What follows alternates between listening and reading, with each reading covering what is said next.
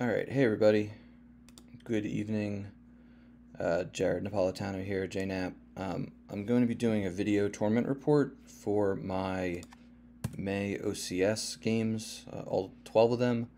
I'm not sure I'll get to all 12 tonight. I have about an hour and 15 minutes until scheduled other stream for Star Wars CCG with Will Tarbox, and that's going to be the second iteration of our retro spotlight series. So we'll see how this goes. I might stop it, do the rest of the games another night, and then just combine them for when they get uploaded to YouTube for kind of long term long term posterity, and so people can watch them all together. So I think that's a quick background. There's lots of streams coming up. As I teased on Discord and Slack, I'm going to be doing a pack break stream of PC booster boxes, or not boxes, packs. I have 10 of them. I'll give away some of the cards that and the slips that come out of those. So that's one. Obviously, we'll do this tournament report tonight. We have the Retro Spotlight series, which I just mentioned. Tomorrow, Wednesday, after 10 p.m. Eastern, I'm going to do a quick stream just for some quick background on the online retro event top 8. And I'm going to do the drawings live on air for the top 8 matchups. Some real fun players in that top 8, and I'll do a quick background on them. But I just need to verify. The deck list deadline is 10 p.m. And once that passes, and once I just confirm that I have everyone's deck list, then I'll do the matchups, announce it, do the stream. And then I'm also going to be doing, I mentioned this on Slack as well, like an MTV Cribs style. Like, hey, here's all the really cool PC prize support that we have. Here's what's in stock at kind of my, we'll say, satellite location, and things that are going to be gradually getting distributed out into the pipeline, and lots of things in motion. Some upcoming prizes for future online events, in-person events like Worlds and Euros. Lots of really great ideas that the marketing team and the graphics team have been helping me with. So they're going to start gradually coming together. So a little bit of a preamble there, but yeah. So into the game streams, I should timestamp this when it gets uploaded, because some people watch these and just want to see the games and all the games and none of the fluff. So, all right. So I guess so we'll do a quick preamble to the actual online championship series month that I had. So yeah, so this was probably the latest month I got started with my games, maybe ever. I was just really, really busy with work. I had to travel to California for work, not only at the end of April, but also like the second week in May. Just now I had my third kid born in January, so just finding time to be safe in blocking off time to finish games between work and family and other plans has gotten more difficult. But I think I had my first game, it might have been like May 11th or 12th. We'll get into it. But yeah, so just went through. So point being, I didn't really have a lot of, and I've been playing less games than ever. I was doing a graph of all my games and how many games I've averaged per day, per year, from 2017 when I first joined JEMP until 2023. Of course, becoming an advocate in early 2021, it's like my average games has just like it peaked in 2020, and then it's just been like straight downhill since then. And I think now it's really been at its lowest ever. So have not played a ton, and I kind of went into the month of, all right, the meta, there's a lot of the top decks I'm not really a fan of playing. I'm a little bit of a contrarian myself, but also part of me is like, well, they're the top decks. Everyone knows they're the top decks, so people are going to be teching and gunning for them. So I didn't want to be like the person behind the meta and learning the deck that was hot, and then people are all prepared for it. Like this kind of, I think, happened with OB communing. People started playing Invasion. Invasion started beating that at like U.S. Nationals. So then there's a little bit of like, uncertainty. So I anytime there's like uncertainty, I like to play decks that I enjoy playing, and decks that I feel like I have a little bit of a, like a pet project for, and that's what my dark deck was, with a stunning move. So I did that. Mine is like a mains. As we go through the games, we'll see kind of, I'll talk about different card choices and kind of the breakdown, but that's the main gist, is a stunning move mains. And just kind of as the month went along, I was like, all right, let me just keep sticking with this deck. I barely played Black Sun. I looked it up. I've played it twice since the end of August, which is, that's in person and on Gem. And I've been Hunt Down Via. I've enjoyed playing and done pretty well with that. And some of these, I went 9-3 in February and 6-6 in March, and now 11-1 in May. Rot's Dooku, I played that in the Gem PC versus Charlie, and actually won that game that I played with it against him. I think I I'm not even sure. I think I played Hunt Down V in my other Jump PC game. Yeah. Um, so, and then on light, you know, I didn't have too many options, but I ended up going with WHAP. We have a plan. I reached out to my teammate and good buddy Wayne Cullen. He helped me with like basically a shell. I think I tweaked a couple cards after the first game, and then I think after 3 games in, I made another like round of maybe like 4 or 5 card changes. So those I think I'll talk about as I go through the games. But you know, WHAP, I feel like for some reason I feel like just maybe the swing has been people are taking Decree out of their deck. You know, the Prophet got a helper with the V21 preview set, but Prophet has, I just didn't want to keep playing Prophet, and I think No Idea, I've played a bunch, but I think No Idea is pretty weak generally now, but it definitely has a hard time with ROPS, which is very popular. Figure kind of going in, a lot of the good players play ROPS, got to hope to win. I lost to Casey, I think in both of the first couple months. He was playing ROPS, I was playing Prophet. The Obi Communing I had, but again, that's one I feel like I was a little behind on that. And then what was the other one? I had one other light deck. I think that's it. Yeah, Obi Communing, Prophet, No Idea, and WHAP. So I haven't really played WHAP a ton. Sometimes I play it in Jawa, but I just like that it's like Stunning Move, where kind of, or even like Prophet to some extent, where it instantly makes your opponent make some decisions of, are they going to attack? Are they going to go to the throne room? Are they going to try to just race you? And you know, it creates decisions and puts a little bit of pressure on. Stunning Move just generally isn't super strong, so it might put a little bit of pressure, but a lot of players know what to do with it. Playing AOBS just with the bug, yeah, that's part of it. But Rotstuku also has the bug, so that's not ideal. I think it just popped up recently. I think Joe mentioned he saw it in an OCS game. Yeah, I barely played AOBS. I just haven't felt really in like the last year. Yeah, we're coming up on about a year of it. Even like in last year's OCS, I didn't play it a ton. I think I started switching more towards Hunt Down V and Rotstuku towards the end of last year. Okay, all right, so let's get into the games now that we are 9 minutes into this. So that's kind of my general approach. So, and just as I have not officially qualified yet. I've been kind of, you know, waiting. I've been wanting to do this. I did well. I'd probably do the stream whether I qualify or not. I just had a pretty good month, and I enjoy doing these and trying to get the, you know, the prize support for writing tournament reports. I'll have to talk to the guy in charge of that, and hopefully he stamps this and allows me to get the tournament report writing swag. But yeah, I think technically someone could go on a crazy run now that we are at about 22 and a half hours. And I think that someone would have to play. I think the only people that could technically do it would be like John's down here. He's got no losses, but he'd have to get in 11 games in, like I said, 22 hours. And these folks could all technically, if they could actually get the games, roll off 11 or 12 wins straight. Like, you know, I wouldn't put it past, you know, I think MHT's down here, or Eric, or Surson. Surson, I don't think will go on or play that many games. And not, he's had some pretty good months. You know, Beef Red, you know, I would not say I'm 100% clinched, and but yeah, it seems very, very, very likely. So yeah, that's kind of the background here. All right, so game 1. Maybe another thing I'll just mention. I'll do it at the end. Okay.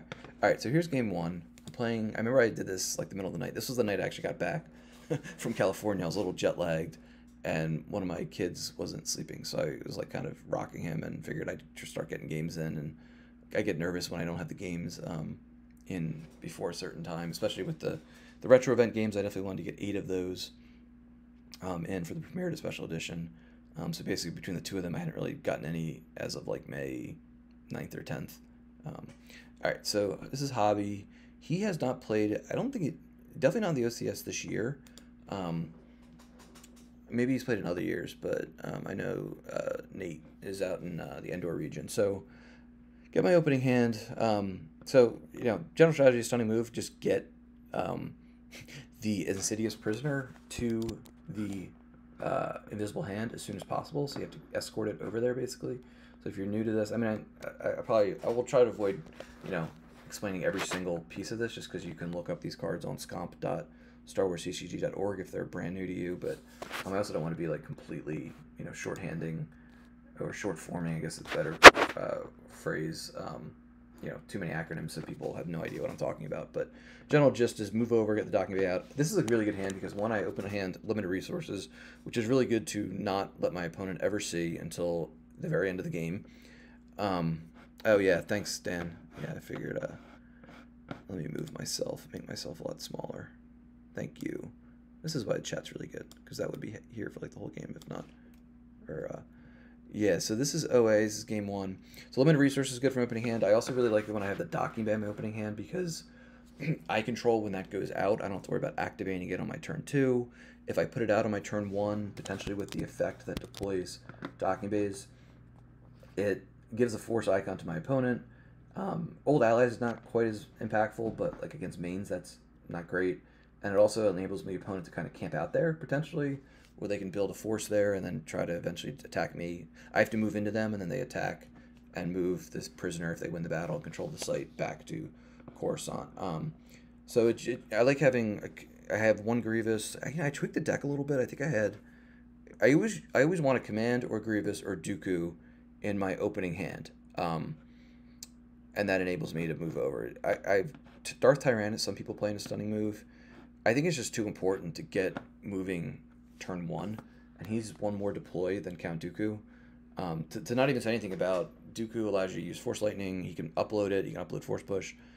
He has slightly better immunity, I think. He doesn't get the redraw, which is kind of cool. And he doesn't get the immunity to start with the mess. But let me hit play here So I grabbed Grievous with one of the 2 commands that I open-handed. Hobbie gets Rebel Leadership, and I'll try not to. I'll speed this up at times, just so it doesn't take too long. Yeah, I love all the stunning move cards, the foils. I think when I make this deck in person, I can make a lot of foils. This gives me an opportunity to plug the Grievous Gambit, which is an online one-day event on June 16th, maybe 17th.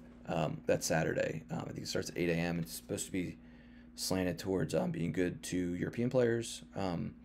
They could play on a Saturday at 1 o'clock local time, as they get Grievous out here. So anywhere between 2 and 4 people get Grievous deck boxes for that. The slip that everyone will get will be this, both sides of it, which is unique. None of the other 4 events will give out 2 slips. And there's the back side of it. Let me just flip it here. Yeah, so it's really cool. So sign up for that. I mean, you can sign up as late as the night before, which I think is the 16th, so we have a little while. I'm going to have a special prize I'm going to be adding to the pool in that.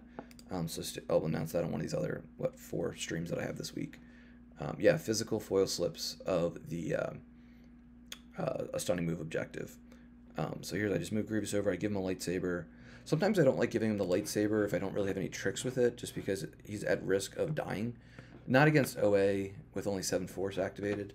They would need to have, like, if they had, like, Poe and a speeder and enough, and and are praying that I don't have a command, which I do. He's immune less than 6 to the objective. So he's pretty safe. So I feel pretty good about not losing the lightsaber for good for the game. Drawing Newt's pretty good too. So now I have this, you can upload that invisible hand by just throwing like Trench or Newt there. So I have a pretty decent ability to go to space as well. That's pretty early. And so this is pretty standard OA turn. General Calrissian, Rey, he goes Radis. He's going to put everyone in there and take off and threaten the drain at 2. I'm only activating 9 here, but this is pretty good in that I'll be able to flip my turn 2. Yeah, I know usually you want a little more cards in your force pile, in your use pile for Rey. Good comment, Joker King. More things to choose from. So I get the hallway out for some activation. There's also, this is an interesting thing, if you're just learning a stunning move, I feel like I usually, putting out the locations early, I'll pause it. It's not just like a no-brainer, like, hey, just deploy all your sites and locations as soon as possible. Like, I didn't deploy Coruscant turn 1, even though I have the starting interrupt. Because OA has a good space force, I'll say.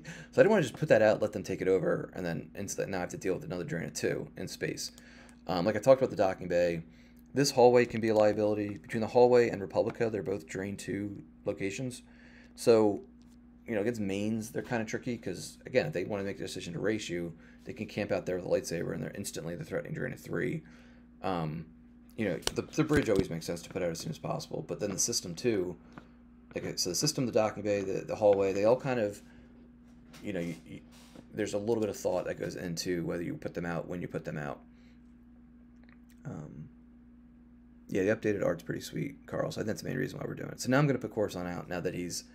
I think I just need activation. So that's the other thing. Some games you're just like, screw it. I just need the activation. I'm not going to overthink giving away icons, giving away potential drains of 2. So I have Invisible Hand here. And I'm going to move Trench over there. I have a command in hand. Trench gets a forfeit bonus from the combo effect, which is relatively new, of +2. So he could soak up 9 if need be. I was thinking about this. His game text that you put him to use pal to make it immune, I feel like I like never use that text. Because a lot of times you want him piloting. A lot of times you might want him to pair with Nuke Gunnery. You could time it so that you can add with Nuke Gunnery V and then send Trench to the use pile. But, alright, so I got to verify here. But a lot of times I just want him to stick around. You don't want to be burning commands to fish him back out. I've seen some stunning moves. I think Emil played 2 in his. So yeah, so I end up not using it too often. All right, so now he's going to come and attack with vehicle. I can't bury your vehicles, not that I have a barrier in my hand now, but that might be part of his calculus here. Comes down with Poe, which is not great, but luckily I have the command to cap him at 1. Battle Destiny. Comes out with Leia. And we have battle. So I'm going to play command. He doesn't have any force left to grab it, which is good. So he's going to get 1. He's immune less than 5 because of Poe. I'm immune less than 6. I think we both draw low here, if I remember correctly. Like, he draws a 3. Yeah, Leia looks like she's just fodder in this case. I guess he's worried I draw 5. So I just draw 1. And that is one of the things about a stunning move. Like, the Destiny is just not good. And that's a tweak I make after a couple games in to help it a little bit. But this is an easy decision just to peel, so I lose a Saj. For Muse Pal not to have that 1 floating around and figure by the time I find her, it's going to be a pretty late game. Lose a Lone Hunter Maul. At this point, I only had 2 Lone Hunters and a Masterful Move, which kind of stinks to lose a 5, but I'm not playing against a deck that has Celebration, so it's okay. So I'm going to get the Drain at the system, a ping with the objective, now I'm going to pick a card. Now this is where, you know, some skeptics of a stunning move are like, well, if you're like telegraphing what you're doing, you know, how powerful is that versus some other decks that can tutor cards from your force pile, like IG88 back in the day, the V for CCT, or what are some other cards? There's a bunch of cards that do it. But when you're telling them, if you're going to grab a mean, so the key is to have mean cards, I'll call them. So like Disarmed, You Are Beaten, Commands, Sense, like the cards that, like, I know he has Finn in his hand right now. So, you know, Barrier would help in that case, like, or mean characters like Avazan. So if you're threatening a good card, sometimes they have to lose the 2 force, which kind of stinks you don't get the card, but at the same time, you know, it's 2 force loss, so you're just kind of buying your time. So I grab the command, which is going to be my way of making sure he doesn't get a second Battle Destiny with Poe. Come down here with Newt, who's going to add a Destiny. Come down with the B2, which adds 1 to attrition. This is the AI, which is part of the series AI booster packs on Jemp. I forget what series that one was. I think it was like 2 or 3. So I'm going to get 2 Destiny. I'm going to cap him to 1. I'm also outpowering him by 6. I get the bonus to attrition from the B2 battle droid. Yeah, there's a lot of times where I'm like surprised of like, oh, you didn't lose the 2? Okay, all right. And so I draw a crappy. I draw a 3 and a 1. So he's technically immune, which is brutal. That I'm not going to get rid of the fodder in Leia. He draws a 4. So he's going to need to peel a bunch or lose one of his 2 characters. So I think he loses Leia here. And luckily he didn't draw super high, so I can just lose the droid, who I could get back later if I want to with like Chelly. And I'm just going to draw some cards because I badly need. And I get another command. So he now has been unable to grab the command twice, which has been really good for me. Grab Barrier. This is a lot of good stuff. Dooku, Avazan. Not that he's going to help as long as his characters and vehicles. Rune Heiko is a mode of retrieval, which is good.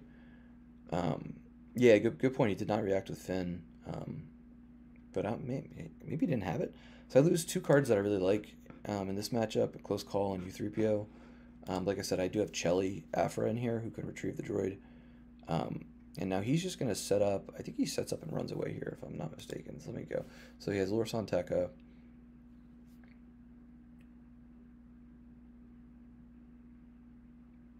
Gets to draw a couple cards because of Lorsan Tekka's game text of deploying leader. So there's Finn. So I guess he does have Finn. No, he took Finn with Brave Resistance this turn. So now he battles. I don't barrier. I don't know why I didn't barrier. Probably would have been good to barrier.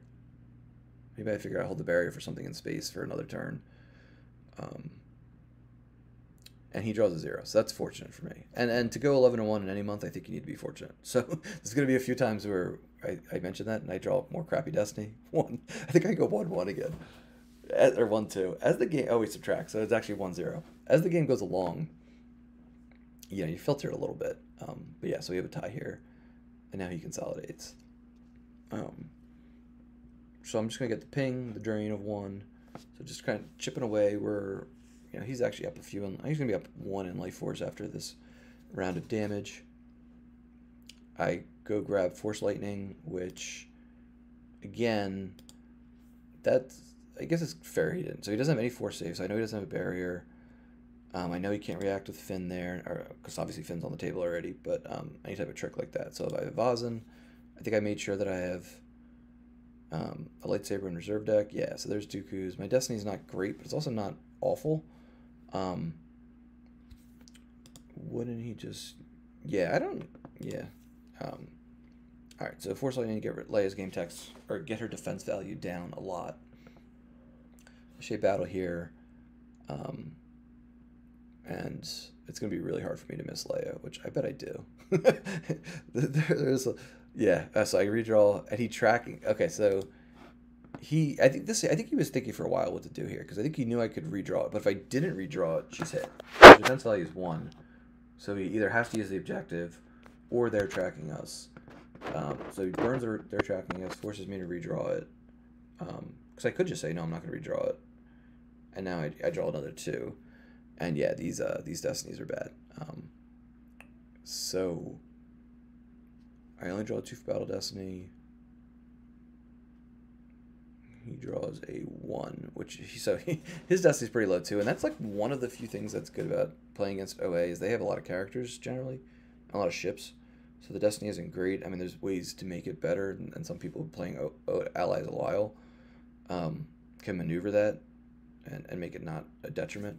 And I'm going to initiate battle here with Rune, get the retrieval. I think he pulled aim high after. Is that what happened as I was talking? So I get a card back. I get a Vazen back, which is good. 4 for Battle Destiny. 5. Okay, so now I'm getting some good Destiny, which is good. Which means I'm going to kill both Poe and Finn here. And he draws a 5. We're doomed, but I used Rune, so that goes to 0. He's like sneaky good. I like this guy. And he's forfeit 8 with the effect. So he can soak up a lot of damage. He works with, you know, a bunch of different characters.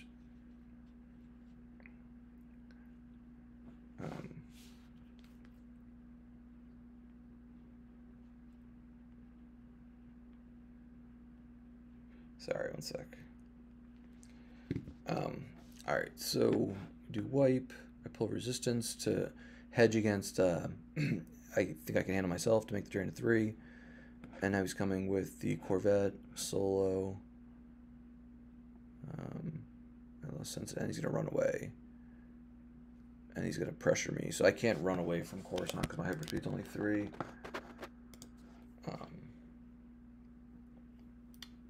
Alright, so now I feel pretty good right now because he's not.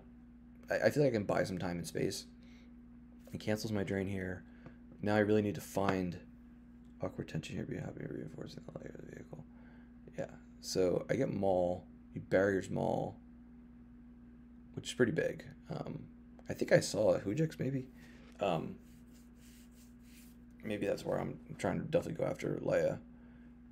Still battle here with Dooku. Dooku's fully immune. And hoping I hit Leia. Not very likely given she's defense value 5. They can subtract 2.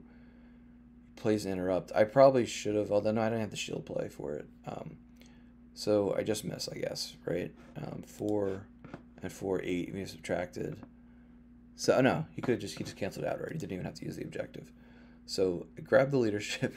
This is not going great, and then I just force push. So I make him burn the leadership, and I just say, all right, I'll play for another day. I love force push in this move.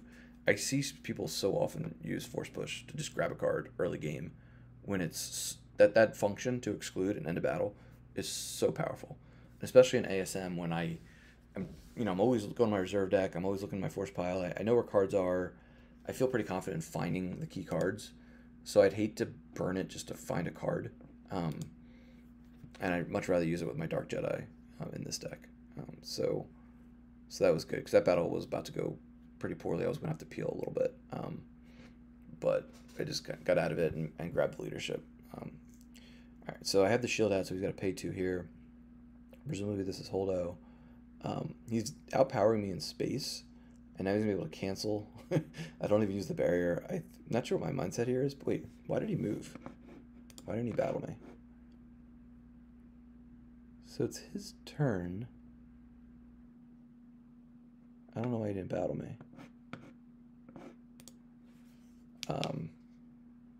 So if I was him, I would have battled and started chipping away at me. Maybe he expects I have command again, but even then, he's just got way more power. All right, so he loses Ray from hand to my drain. I'm not going to lose 1 with Maul Saber, just because the ultimatum is out. I get the drain of 2 at the hallway. I ping for 1, so I'm just chipping away at him. I go and grab a card. He lets me get Afra. So I know there's the B2 droid in there. I know there is U3PO. Who do I get? I get U3PO, so I'm going to throw him probably over here on the docking bay, just to cover up that drain. Yep, because I figure I can just keep chasing Leia around here. And really I'm just trying to buy time and space, which I feel like happens a lot with this deck. Just put a bunch of people on Invisible Hand and buy time. So I'm trying to corner Leia here. I have a barrier to back up Chelly, but that's a little bit aggressive still. He only has 5 cards in hand. Not a ton of cards face down. I do have this. Maybe that's why I've been keeping this. I don't know if he's got any react cancelers. Oh, you know what he does? I think he comes down with Gold Leader. And I think that's where I'm kicking myself. That's my one big... Yeah, so this is my big mistake. I absolutely should barrier Gold Leader and Gold 1.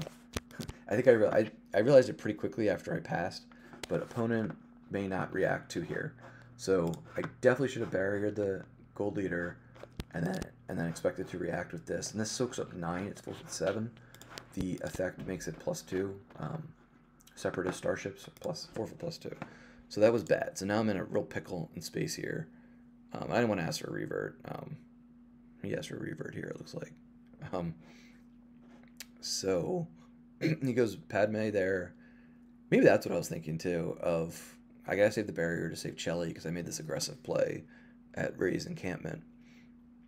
So, but I do have a lot of forfeit here. Remember, so Newt soaks 6 and Trench soaks 7.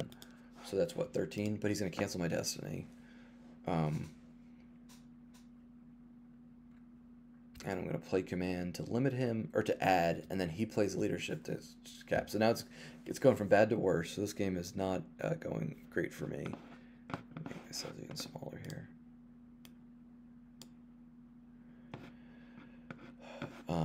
And so he has a lot more power than I do. He doesn't even have to burn R2.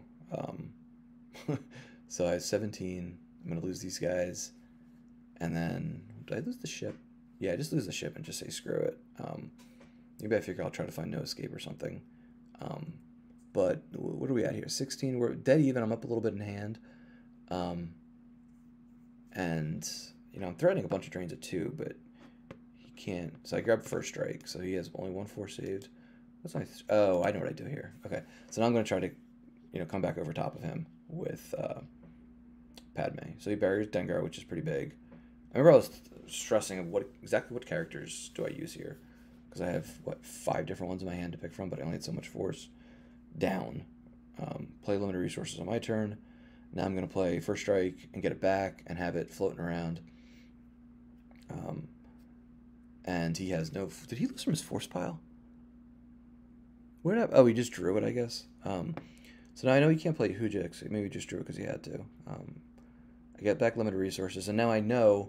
So for tracking, so now it's probably, even if he drains me for, let's see, 1, 2, 3, 4, I'll cover up the Leia drain. So I want to make sure I don't top deck the limited, and it's definitely going to be towards the bottom of my force pile, so I can now keep threatening a stunning moves 7 side of getting the limited resources. So he needs to now keep his hand up, and he might just keep eating drains at 2, or losses of 2, I'll say. So I get lucky to hit. I think the odds were, I think I had a 3-4-4 there. So P59 hits.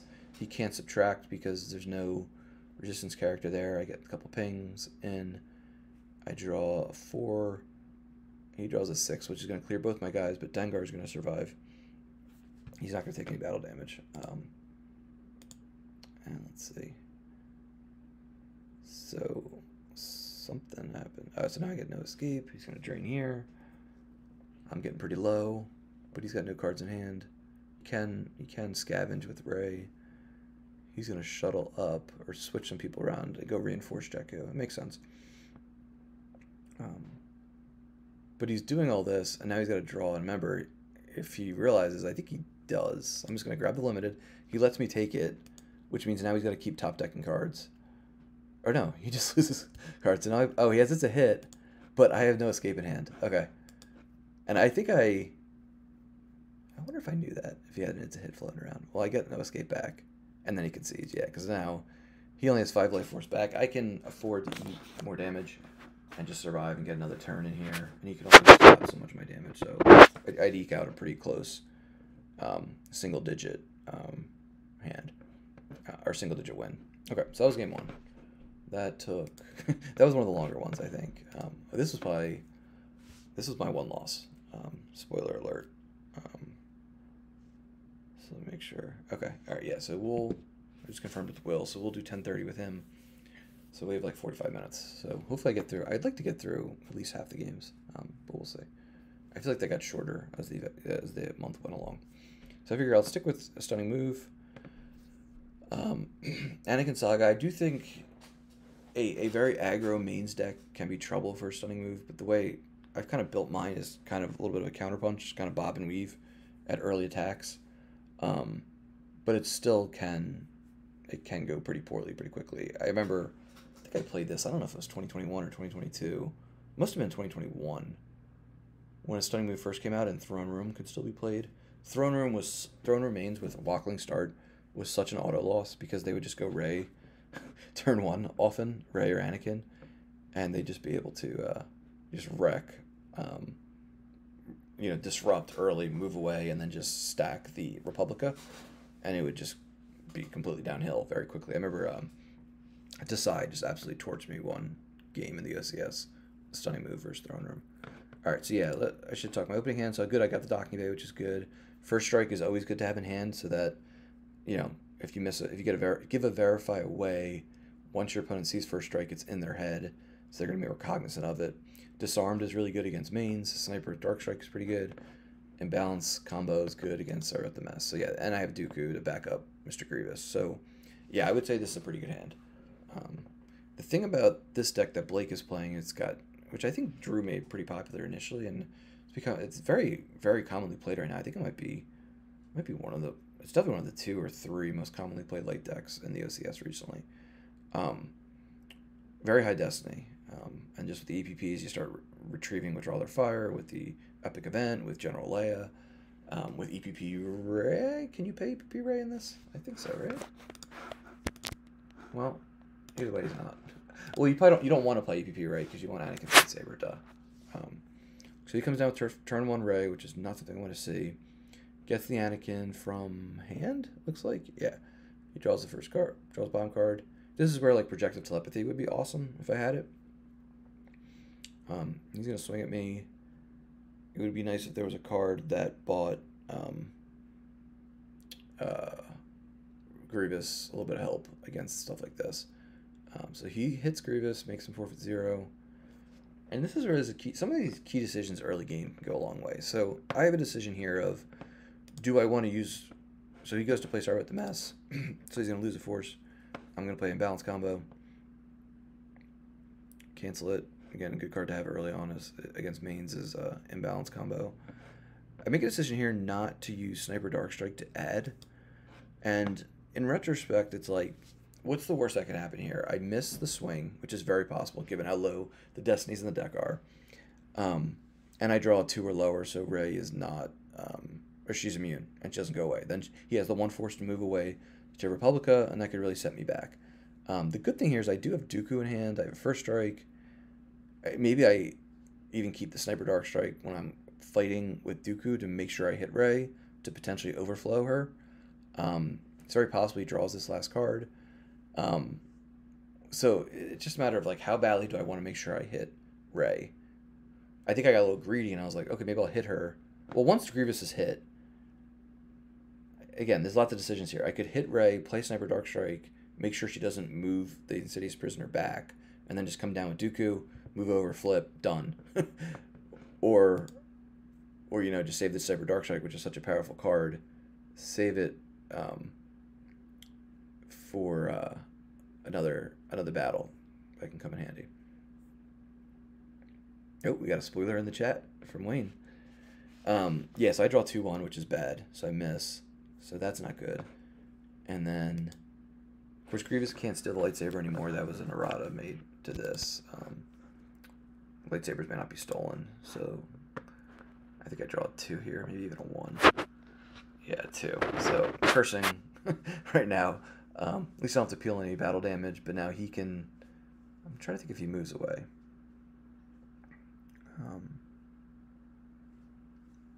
Yeah, so he does. I think he actually asked me. I think he asked me in the chat, Blake.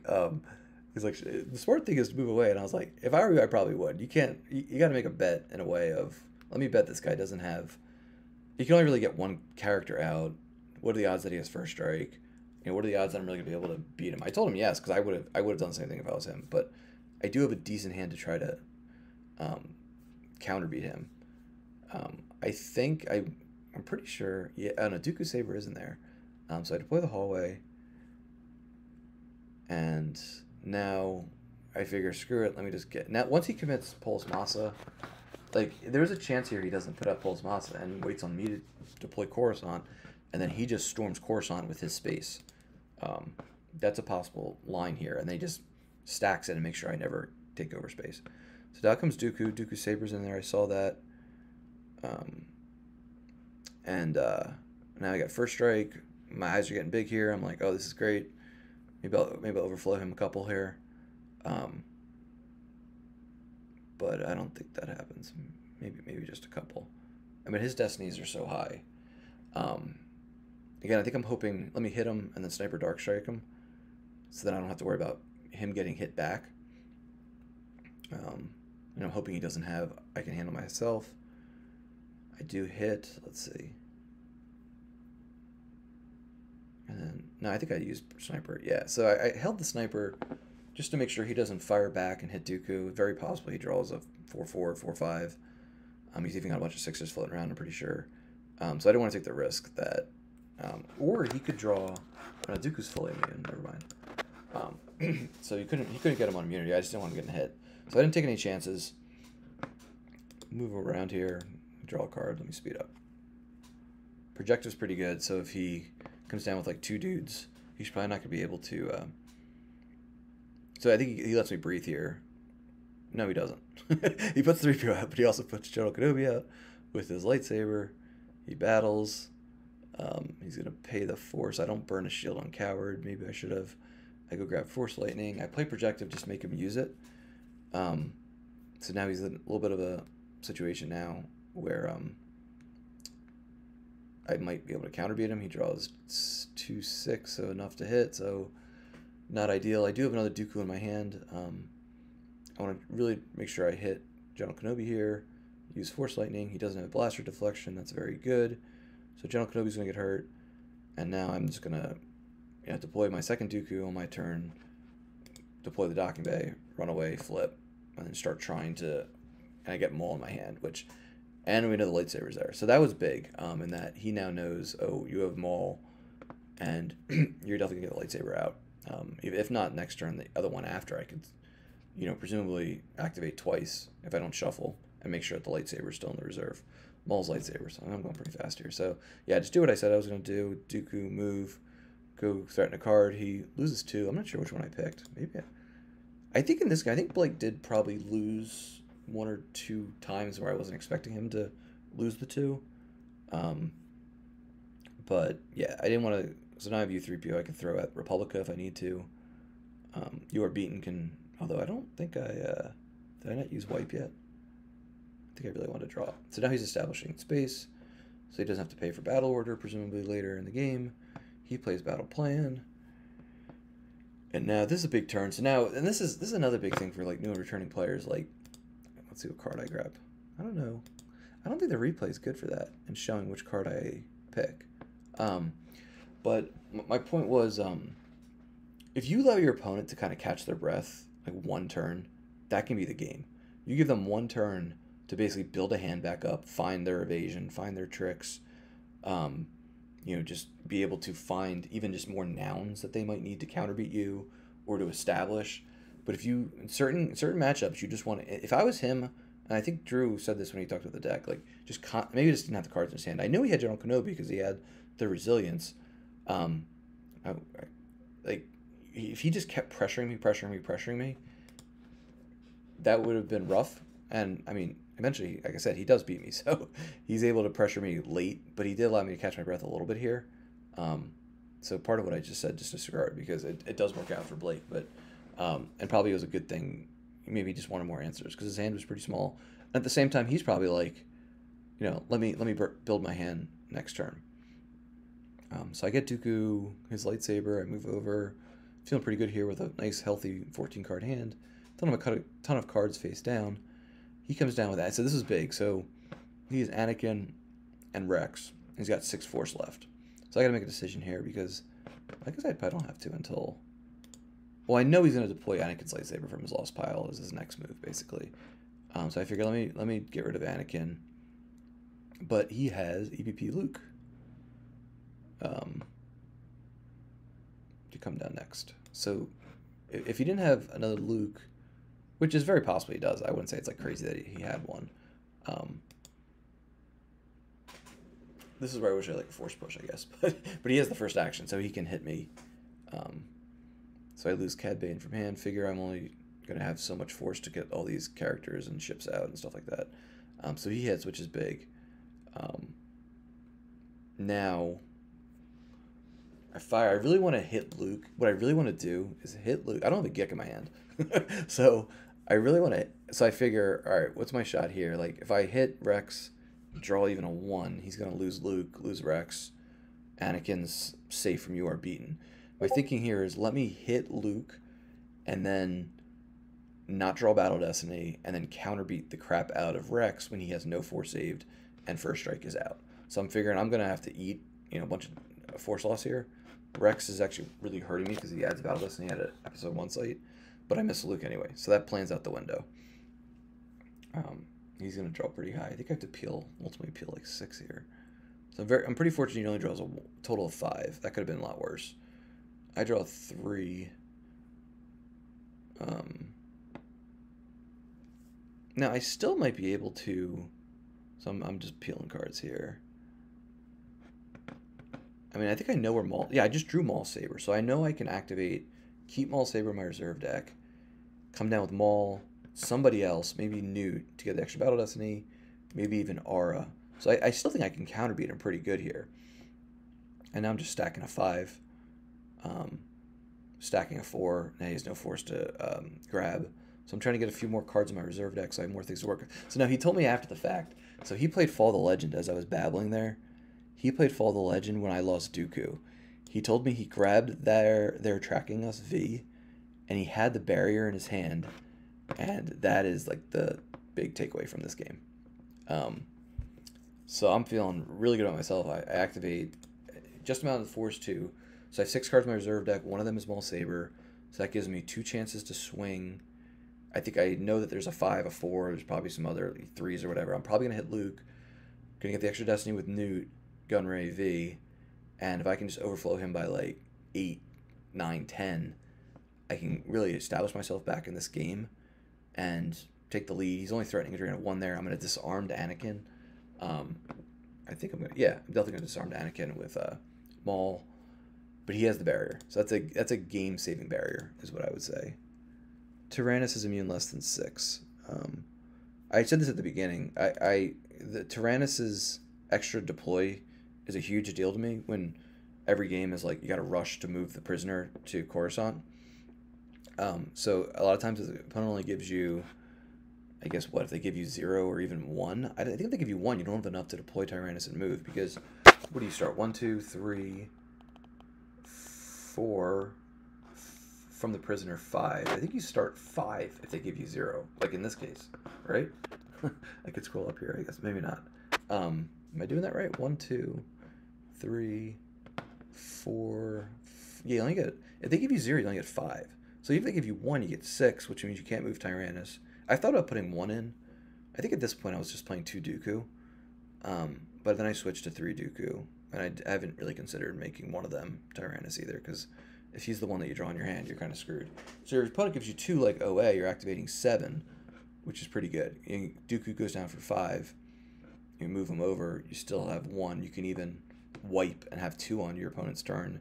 You could do a URB, and you could do a force push. You could do a bunch of stuff. Yeah. So that's where I think that one I should deploy goes a really long way. All right, so I get the Nemodian from the reserve. So that's going to be, he's shield busted, so I get some, no, he's not shield, but he has simple tricks out.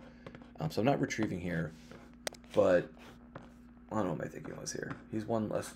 I only had a little more force to work with, but I want to make sure I was able to hit. But now with that barrier, that kind of ruined my whole plan. But I do get 2 Destiny here. I think this ends pretty quickly. So he draws a Hoojix. So yeah, I knew I saw the Hoojix floating around. That's why my plan was to just try to beat him down here and change the momentum. Draws a 6 for Battle Destiny, kills Rune. He loses Luke. He can't play Resilience because he doesn't have a force for first strike. I'm going to disarmed. That might have been a tilted grab, but I figure maybe I should have grabbed Fall. I think he played it a couple times this game. I disarmed Anakin. He's got and now he's got Master Luke. Gets the lightsaber from reserve. Doesn't have to lose the force with the Your Thoughts Dwell. He battles. He's got them both back. He's going to, I think, be able to take out pretty much everybody.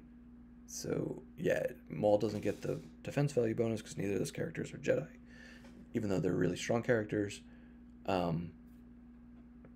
did I take? I take Jango and Abazin. I don't know. I hit Anakin, so I have them both hit. He draws low again. Do I actually overflow him a little bit here? No, I draw like crap. 1 and a 4. So I guess and Newt is actually immune. But I think the problem here is, so he has to peel 5. No, he didn't play Resilience. Maybe I'm thinking of the next turn. Yes, I guess he has another Luke in his hand. No, this is my turn. So I'm just trying to back up. Newt, I got a close call, Gek, those are good. So this actually, if I just pause here, so I'm at 14, he's at 20. I have a few more cards in hand. You know, I'm kind of threatening 2 damage, he's threatening 1. So it's still, I think, winnable. But now Leia comes down. He's going to get 3 forms of retrieval here, right? Leia, First Strike, and the Epic Event. So that's really bad for me. And I think I'm, again, kind of in the mode of my only way to win this is a counter beat.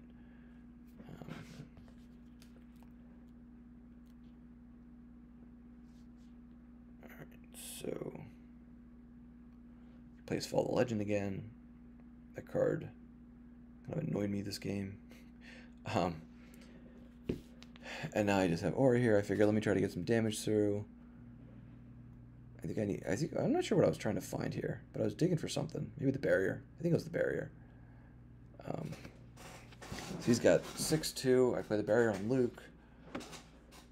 He comes down John Kenobi, draw their fire, so now we're getting 4-4 swing. And the draw their fire was probably the nail in the coffin here. So I think I actually hit John Kenobi. So I miss. I really want to hit him, and I figure I have the Gick. And I think I knew that the Destiny would hit. I didn't want to draw low and have him be immune. So I guess I didn't have to peel or anything there. So I come down with Betrayer, swing it again. I still think I have like a possible route here. I still have like a visible hand I can set up. I'm hoping he draws less than a 5, which he does not. He draws a 5. By close call it. Okay. All right. So yeah, here's my thought here is, but he has the Resilience. I think the Resilience was the nail in the coffin finally, because I know he's just gonna come back, battle me, get another 4-4 swing, definitely get rid of Vader, and I have like no cards left. So that was that game. So well played by Blake. I actually made a bunch of tweaks after this game. I talked with him and just kind of Like Betrayer, sorry Dan, I cut him. He's just not. This is like the one deck he should be playable in. I can't play him in this deck. He's Destiny 1. You know, this month's OCS, the foil is Vader's Lightsaber V. I hope design does something with him. I mean, he's I guess he works with Rots, Revenge of the Sith Vader. He gets the Destiny goes up a little bit. The immunity less than 5 is rough. The Vader's Lightsaber V is kind of cool, but like in a stunning move, I'd rather have another Dooku, another Grievous, or another Maul. Any of those 3, who are all Destiny 1. Lone Hunters, I went to 3 Lone Hunters after this, and I went to 3 Dooku. So, unfortunately, I took out Boba Fett too, who had some synergy with adding Battle Destiny with Fett. But I made a bunch of changes. I think I changed probably like 8 cards. So I cut like Cad, I cut Dengar, as we'll see. All right, so let me that's that game. Well played, Blake. This was versus AJ. We'll go into this. So now I'm like, all right, I lost with my dark. Let me do a light. Do the We Have a Plan. He's playing Thrawn.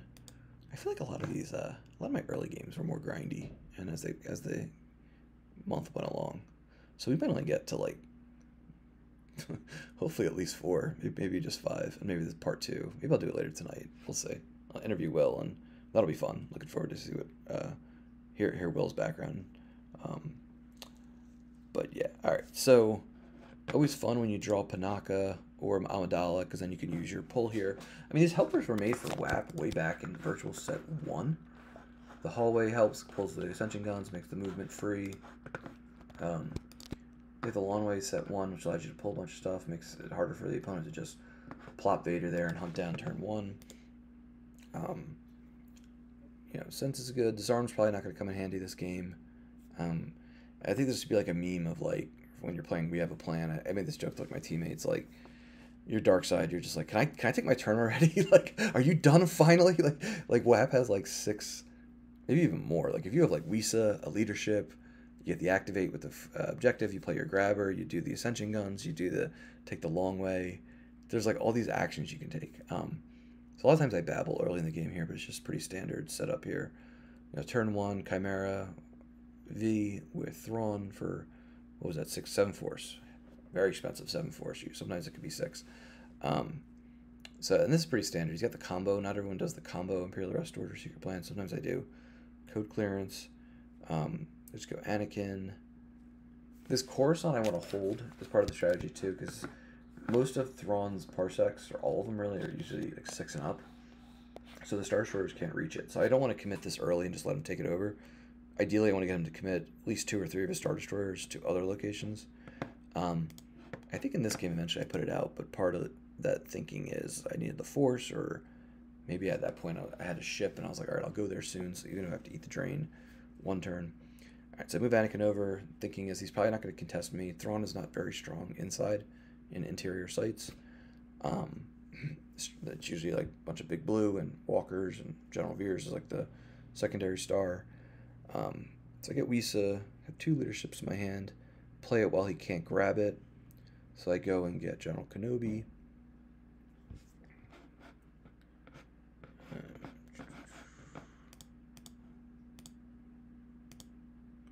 There's the outline I was showing. I can do that a little later.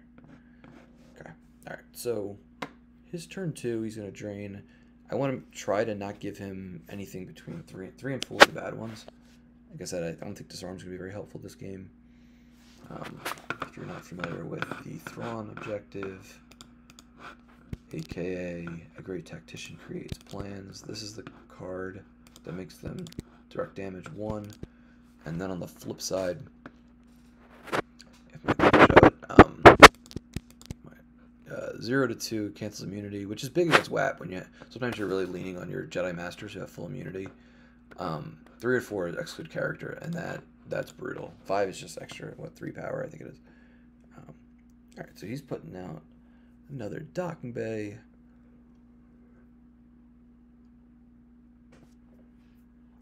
Over price, gets out Kessel. I think about playing a shield, and then I don't. He gets Piet. So I think the big question with every game when you play WHAP is your opponent playing Decree V? I don't think he was in this game. Um, so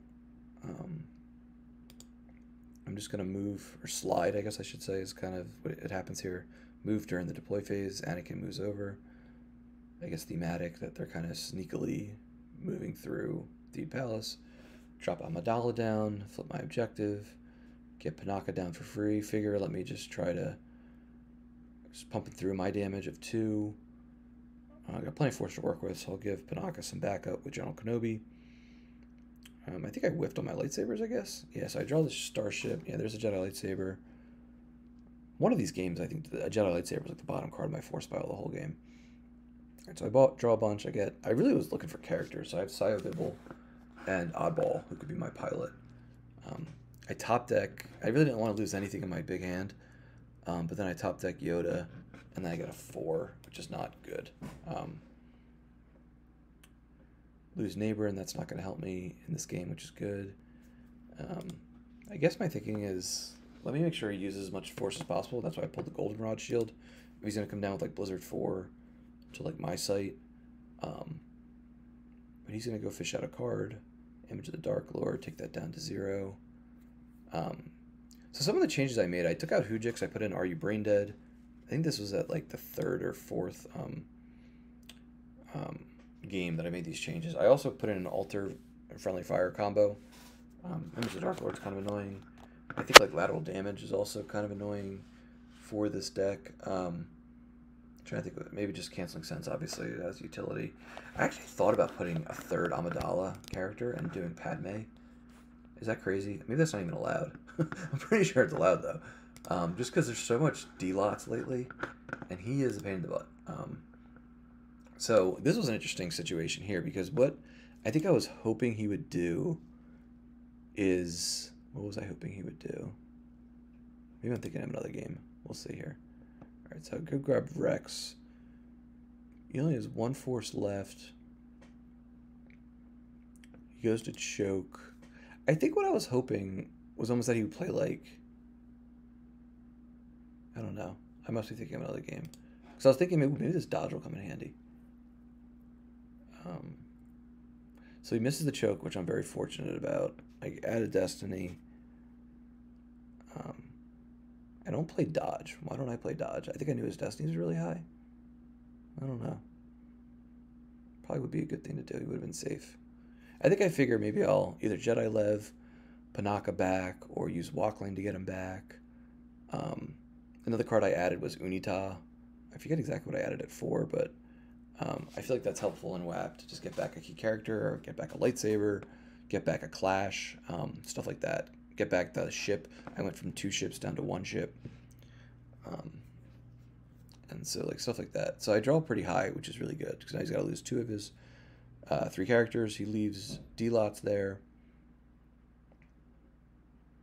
And let's see, what's my plan here? So I ping for 2. I'm up a bunch in hand.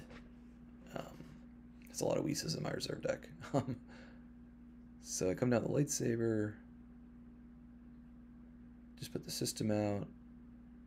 Put my ship out so I can satisfy battle plan. Put Oddball on it. Not a great idea, given he can exclude. I do have my objective flipped, so I can cancel Battle Destiny. And I'm thinking he can't choke General Kenobi, and what are the odds that he draws a 6? And if he does, I cancel it. So I hit Vader, which is pretty good. He can't satisfy attrition. Let me speed this up. He can add 1 because he's alone. General Kenobi's pretty sweet. Just the AI is pretty cool. Though the regular version is really good. So he does draw a 6, but I cancel it. And I get Vader. He only has 5 cards in his hand. Yes, this is when I had the 2 ships. I think I'm really just hankering for like a Jedi Master or that lightsaber. I'm looking for that second lightsaber. Second Jedi lightsaber, I guess. Alright, they're tracking us. You know, it would be helpful to have. That's such a good card in WHAP, because you can add to their Destiny if they draw 3 and then cancel it. Alright, so he does, this is pretty bad. Ozzel, Tarkin V, and he excludes my Oddball. So now I lose my Battle Destiny. I lose some power because I lose the pilot. I'm going to be able to cancel here. And I think I make a decision here. So he draws a 1. So I gotta peel 5 or lose the whole ship, which I just peel. Because I definitely want to be able to satisfy battle plan. I don't want to, be super set back. I'd have to use Walkling to retrieve the ship. Or I think, did I just toss the other ship? Is that what I did? Maybe that was one of the cards I lost to battle damage. Yeah. So I guess I could go down with another one, but I thought it was more valuable to do that. So I'm going to drain 2, ping 2, and figure I might be able to just race him and beat him in this, especially if I can keep him off the ground to make him make some decisions about paying for the drains. Alright, so I Jedi Lev back Panaka, throw him down for free, threat another. I think I meant to put Cal Kestis at the 2/2, and I put him at the 1, which was, again, another thing I didn't want to ask for a revert for. Sio Bibble is just forfeit fodder. He kills my immunity, which is fine, because Bibble I'll just use. I think I knew I had some pretty good destiny. Yeah, I stacked this at the end of my turn. He draws a 3, which I can't cancel, and a 5, which I can cancel. End of the Bureaucrat. I saw that in another deck in this month as well. Alright, so I lose Bibble. He has to lose Ozzel. And I just run away. I figure, let me not take any... I think I saw that lateral damage and figured maybe he's got a second. Let me not take any chances. I really don't want to get booted out of space. If in that 6-card hand he's got lateral and another Star Destroyer, I'm in big trouble. I mean, I could just Hujix it, but it just set me back a lot in the damage race. I'd have to start really making some tough decisions on how to use my force in the rest of the game. Alright, so I lose Mace's Saber since I can't find Mace. General Jar Jar, toss the Hujix, figure, be okay. He comes down with Vader. I just play Dodge to run away. I have Sense to back up. I think Lana Dobry combo, that cancel react, I think is not immune to Sense, if I'm not mistaken. So he's going to follow me. But now I'm going to be doing 6 damage. I use Cal Kestis' text to get Plo Koon. My Destiny isn't that good. I really want to figure out what I want to do this turn, I guess. Like, to what extent do I want to try to attack? I only have a 4 and a 1 in there. So now I'm really trying to reestablish here, take the lead in Hand and Life Force. Rex comes down. He can, of course, cancel his game text with Enforcer. Plo, just trying to overpower him here and figure I can cancel his Destiny. He's going to get some power with the objective. Yeah, so he cancels Rex text, which is good. And I'm just going to play it safe and make sure I draw, because I have in my reserve deck, I know I have, what, a 4 and a 1? Or maybe I think I activated one more after I saw that I had 4 and 1 in my activate phase with Boss Nash Chambers. He draws a 2, so I got to lose somebody. So if I'm him here, I would have really considered peeling 4 there. Right? I think he could have. Because then he's starting to get low on life force. It really would have been better, I think, if he... And it's a tough decision sometimes late game, but 4 to keep battle plan, I think, is pretty big. And the other thing is then... so now I move in here to start more damage. Top deck to start with the mess, that's another 4, which is not good. That was bad. On my hand, I only had 3s, and I had 3s, right? So maybe I should have lost my force pile there. Maybe that's part of the reason why he lost Vader, was because he knew he had no escape. But he got pretty fortunate, I guess, that I top decked the 4, because now he's going to exclude Oddball, make me lose some resources here. But yeah, he just doesn't have enough force, and that would be the argument to not... that those 6 force to redeploy Vader are pretty huge when you only have, what, like 11 or 12 left face down. So I'm just going to peel another 5 here, again, to just keep battle plan going. So I did the total opposite of what he did, basically, and peeled a bunch of force. So I'm getting pretty low. I'm at 11, he's at 13, but I'm now 8 damage I'm forcing, and for free.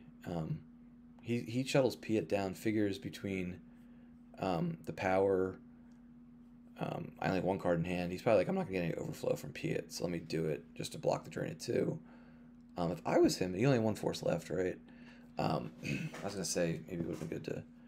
So that's my grab. Actually, no, timeout. So I don't grab Tarkin's Orders, which is usually a grab in this deck. Actually play the Sense. He doesn't have a Sense Shield out, which was a misplay. Against WHAP, you see an ability 6 guy out. You definitely got to do at least 1 of the Sense Shield. So I blocked the Tarkin's Orders. He plays the disarmed,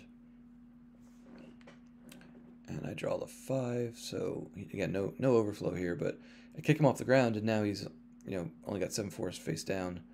He can't really get these drains through. I'm just gonna keep running and hope he doesn't have Gravity Shadow. And even if he does, I'm getting the forward free damage. So that was the game. Pretty close one. But yeah, kind of caught up there. Good game, AJ. This one, yeah, we'll do one more. So what will this be 4? The other ones do go faster. So what I might do is, I'm not sure if Will and I, we might go 30 minutes. We might do an hour for the retro spotlight. Maybe I'll do it later tonight, or maybe I'll just do it tomorrow. So let's do at least one more game here. So I go back to ASM. He has Rescuing the Princess V. Now, Andrew was on the Rescue the Princess pod. I play tested this, not a ton, but definitely like somewhat. I'm probably with Stubbly, because Stubbly loves Rescue the Princess, one of my teammates. So he's got, but Andrew, when does this little bit of a thematic angle, so we're not going to see EPP Ray. Trying to think what other cards. I think actually Stubbly's, this actually came up in the Facebook group, because Miles, who does not like Disney, asked for a Rescue the Princess deck, effectively. And I think Casey posted Connor's one from San Diego, and there's actually only 4 quote-unquote Disney Star Wars cards in there. It was just the 2 Rays and 2, I think I can handle myself. So, so I guess to some extent, but Andrew also has some other thematic restrictions that he does. Like, I don't think he's going to put Yoda on the Death Star. So yeah, pretty standard turn here. Another good hand where I get Dooku. I have a Gik, which is always good to have early. This is a one where I'm just like, screw it, I'm putting out all my locations, getting my activation up. Because at some point I'm going to need to be aggro and go after his characters. You have to engage Rescue the Princess at some point. If you don't, I think you lose. Pretty much every deck does, right? Very few decks can out damage them, because I think you get pings if you get hit. They get retrieval. They're gonna have 3PO for the direct damage. They can possibly do We're Doomed. Like, there's just a bunch of things that if you leave them unimpeded, it can really come back to hurt you. All right, so he gets his sights out. I think I stacked 1 card. I figure that buys me a little bit of time. But we have a lot of battles in the Death Star, if I'm not mistaken. I pretty much always give 1 card, because a lot of my decks are pretty aggro for Dark. ASM is probably the least, because it's like a control deck for the first couple turns. So I just go Asajj, and I pass. I figure I go get a card, I go get Force Field. Sweet. Dark Time's good. Force Lightnings, I'm just building my hand here. Figure worst case scenario, I just kick away Asajj, but hopefully she can take out Leia. And I got some fun tricks. I got a You Are Beaten, I got a Projective, I get Imbalance combo, like, I got some fun stuff here. He goes R2, TK, Leia's gun, which is not, it's just so strong. So I force field it, he grabs it, that's probably a good grab when he's got a lot of weapons in his deck. I'm just going to try to hit Leia. It's only going to make her forfeit -2. Like, he can toss the Luke's blaster pistol to cancel Destiny, right? Oh, no, I'm thinking of something else. I'm thinking of Han's gun. Alright, so he misses. That's, I guess, pretty fortunate for me, right? He drew a 3. He needed to draw 4 or higher. He takes advantage. So now I'm just like, not good. I don't want to be stuck with advantage in this game. So I guess, he draws Destiny until, I guess I don't. I thought about playing You Are Beaten and just getting Luke out of the battle so I don't get hit with advantage. But I don't know if that would have worked. So this is really fortunate. He draws a 1. I play Dark Time to make it 0. I love that card, Dark Time. I play Maul, grab him. That'll be good to reinforce. I draw 4. So he wins, which means he takes it away, and now he flips. Okay, so that's not ideal for me. But he's going to flip back now, right? Because, yeah, Leia gets imprisoned. But now he gets to release her, which, yeah, a lot going on here. And then I had to peel 2 battle damage. So now he's got to move Leia back over. He's got to reinforce. And now I have tricks to come back at him with. I'm going to have 22 force active. I think I actually had to decide here of, like, what, I got to leave a bunch of force in my force pile. Or my reserve deck, rather. So he lets me take close call, which is helpful against, like, Leia's gun, which is brutal. I pay my 4 force to get 2 damage here, which maybe I shouldn't have. This was a bunch to budget. There's a card I really wanted to get here. Maybe it's, yeah, it's Maul Saber. Should have done that probably before I drained, right? I guess I was pretty fortunate. That was a misplay. Should have done the Force Push before. So again, this is one of those instances where it's really important. I hate to do it for a card that can be pulled in Maul Saber with Evils Everywhere, but I'm just bringing the house here with 2 Nemoidians. I still have enough force for the You Are Beaten. I don't have First Strike. He misses with Leia's Gun, and that's fortunate for me as well. And then I'm just going to start, Maul's going to start, to quote Frank Reynolds, and then I started blasting. So Darth Maul's going to start chopping up some rebels. He fires, but I play Close Call to make a miss. He plays Slight Weapons Malfunction. I guess I don't sense that. I'm holding my sense for something, I guess, worse. I get rid of Luke, who now dies. He still gets 2 Battle Destiny. I'm going to swing at Leia now. You know, if I take out all these characters, then I think I might pull Coward here. Would probably be a good idea.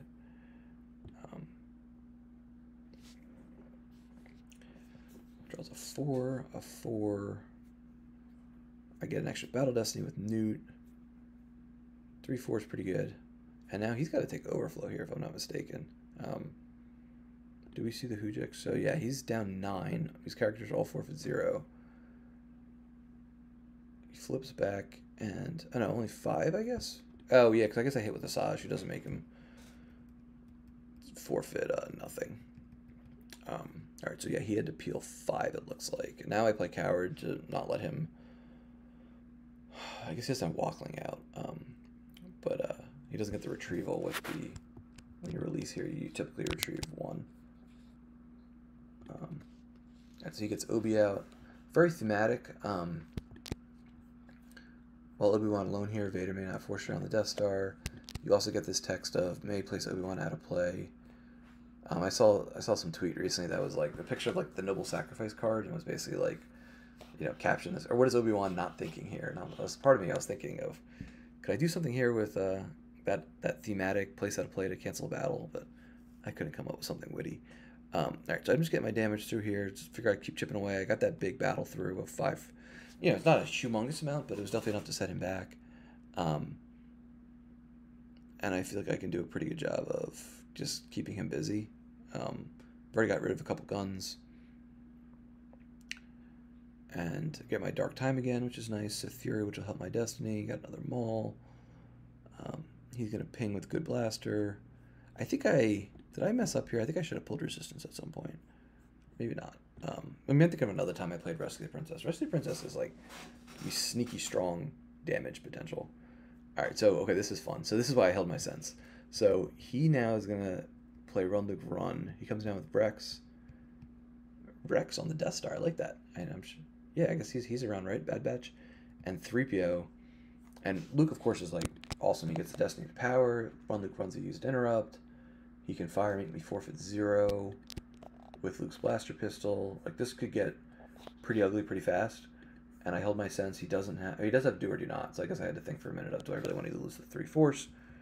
And I do, because I don't want Asajj. I do have a Gik too, I guess. So maybe it would have been the worst thing in the world, but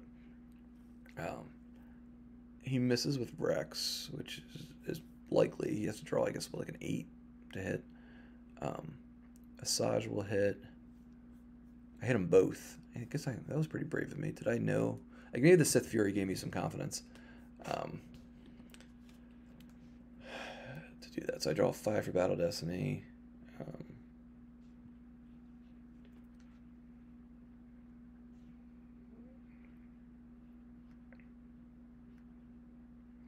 And now I'm just pushing through damage. Sniper with Luke.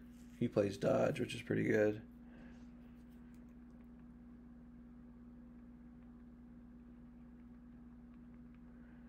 And I get Shelly, get a Vazen. Figure, let me just try to get rid of Luke here. I don't think my Destinies are that great, but figure if I can get Luke. He can't Blaster Deflection. Just operate, kill Luke, and then Wend concedes. So yeah, so I'm just constantly pressuring him on the Death Star. Dooku can just tank up and hold on to the prisoner. When I did Shelly, yeah, I grabbed, I moved a vase and up, and then I deployed no escape. Yeah, all right, nice move, Jared. So, so yeah, so not always is the Chelly get the droid, but sometimes it's strategic to get the card on the top. Sometimes it can work with like Rune Heiko just to retrieve the card, like limited resources, for example. Like if I top deck that early, that's a nice little move. I really like Chelly in this deck. So yeah, all right. So I have a little guide here, or outline, I should say. So I don't know if everyone can see that. So yeah, we got through 4 games. I think the other ones are quicker. So yeah, I'll pause this. I'll resume this either later tonight or another night, very soon, maybe even tomorrow morning. And, not expecting a lot of people to live interact, but I'll splice these together, get them on the YouTube channel. People can watch. Hopefully they are entertained, pick up a few things. Everyone saw Wayne has a spoiler in chat, which is pretty cool. They linked to the forum. But yeah, those are the other games. We'll go down the home stretch. But yeah, I'll end the stream now, and I'll resume later. Thanks for tuning in. And if you're watching this on the combined, you will jump right into the other part of this tournament report. All right, everyone, take care.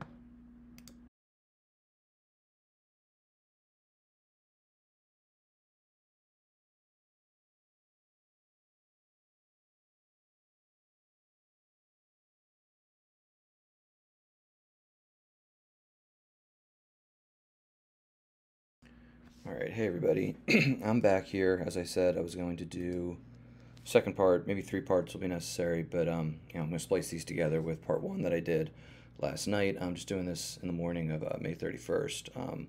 We got through 4 games initially. I have about an hour and change to get through some more. Possible this is just 2 parts, the second and final part, but also possible that this goes 3. I'm just trying to find time here and there to do this tournament report for my May OCS. So benefit early in the morning, I've had my coffee, maybe my insights will be a little bit better than late at night like last night.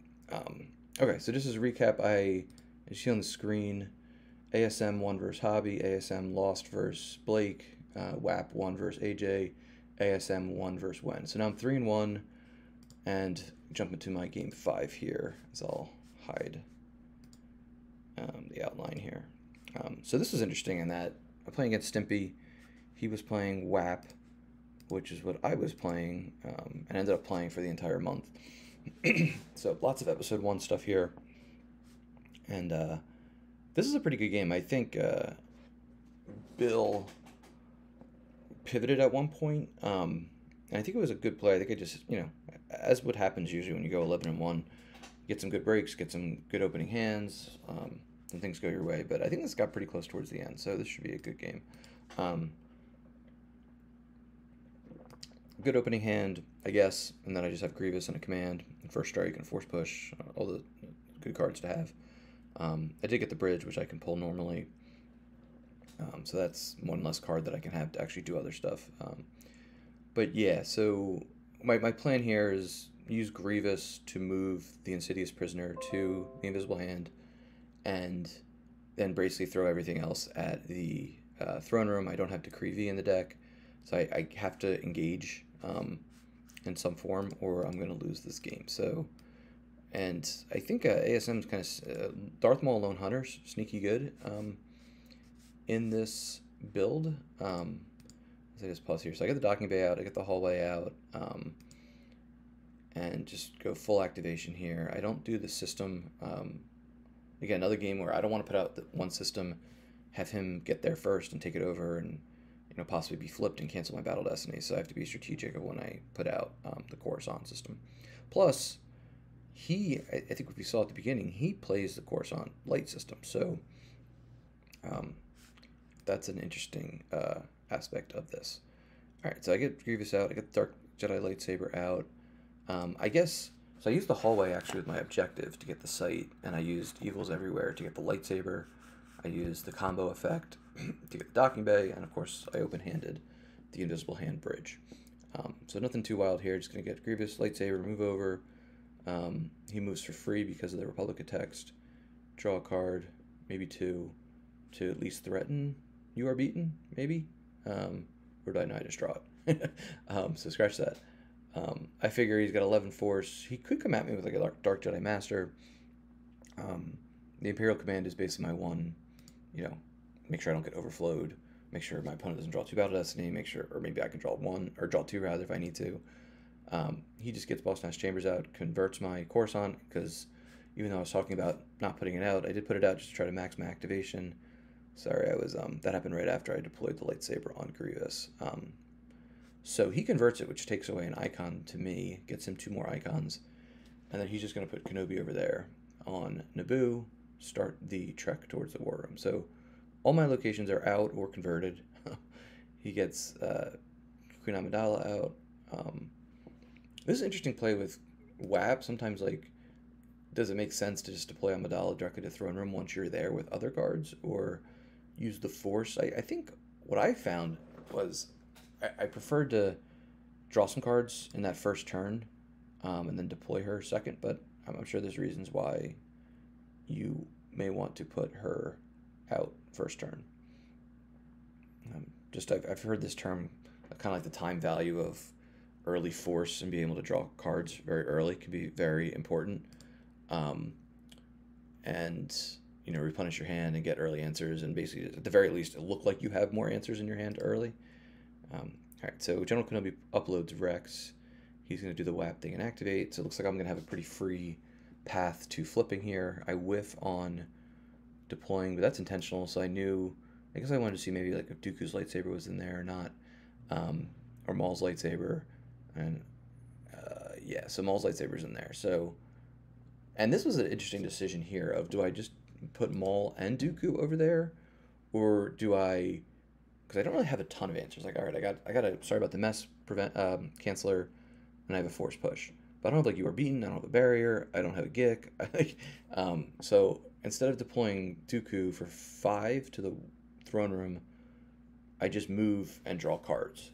And kind of a key decision, I guess, early on to build the hand. So I flip. Let's see what I threaten here. I see some cards I like. I get Newt. I saw the Dark Time, which means I'm going to draw to that. Dark Time for the Rebellion is a great card against WHAP.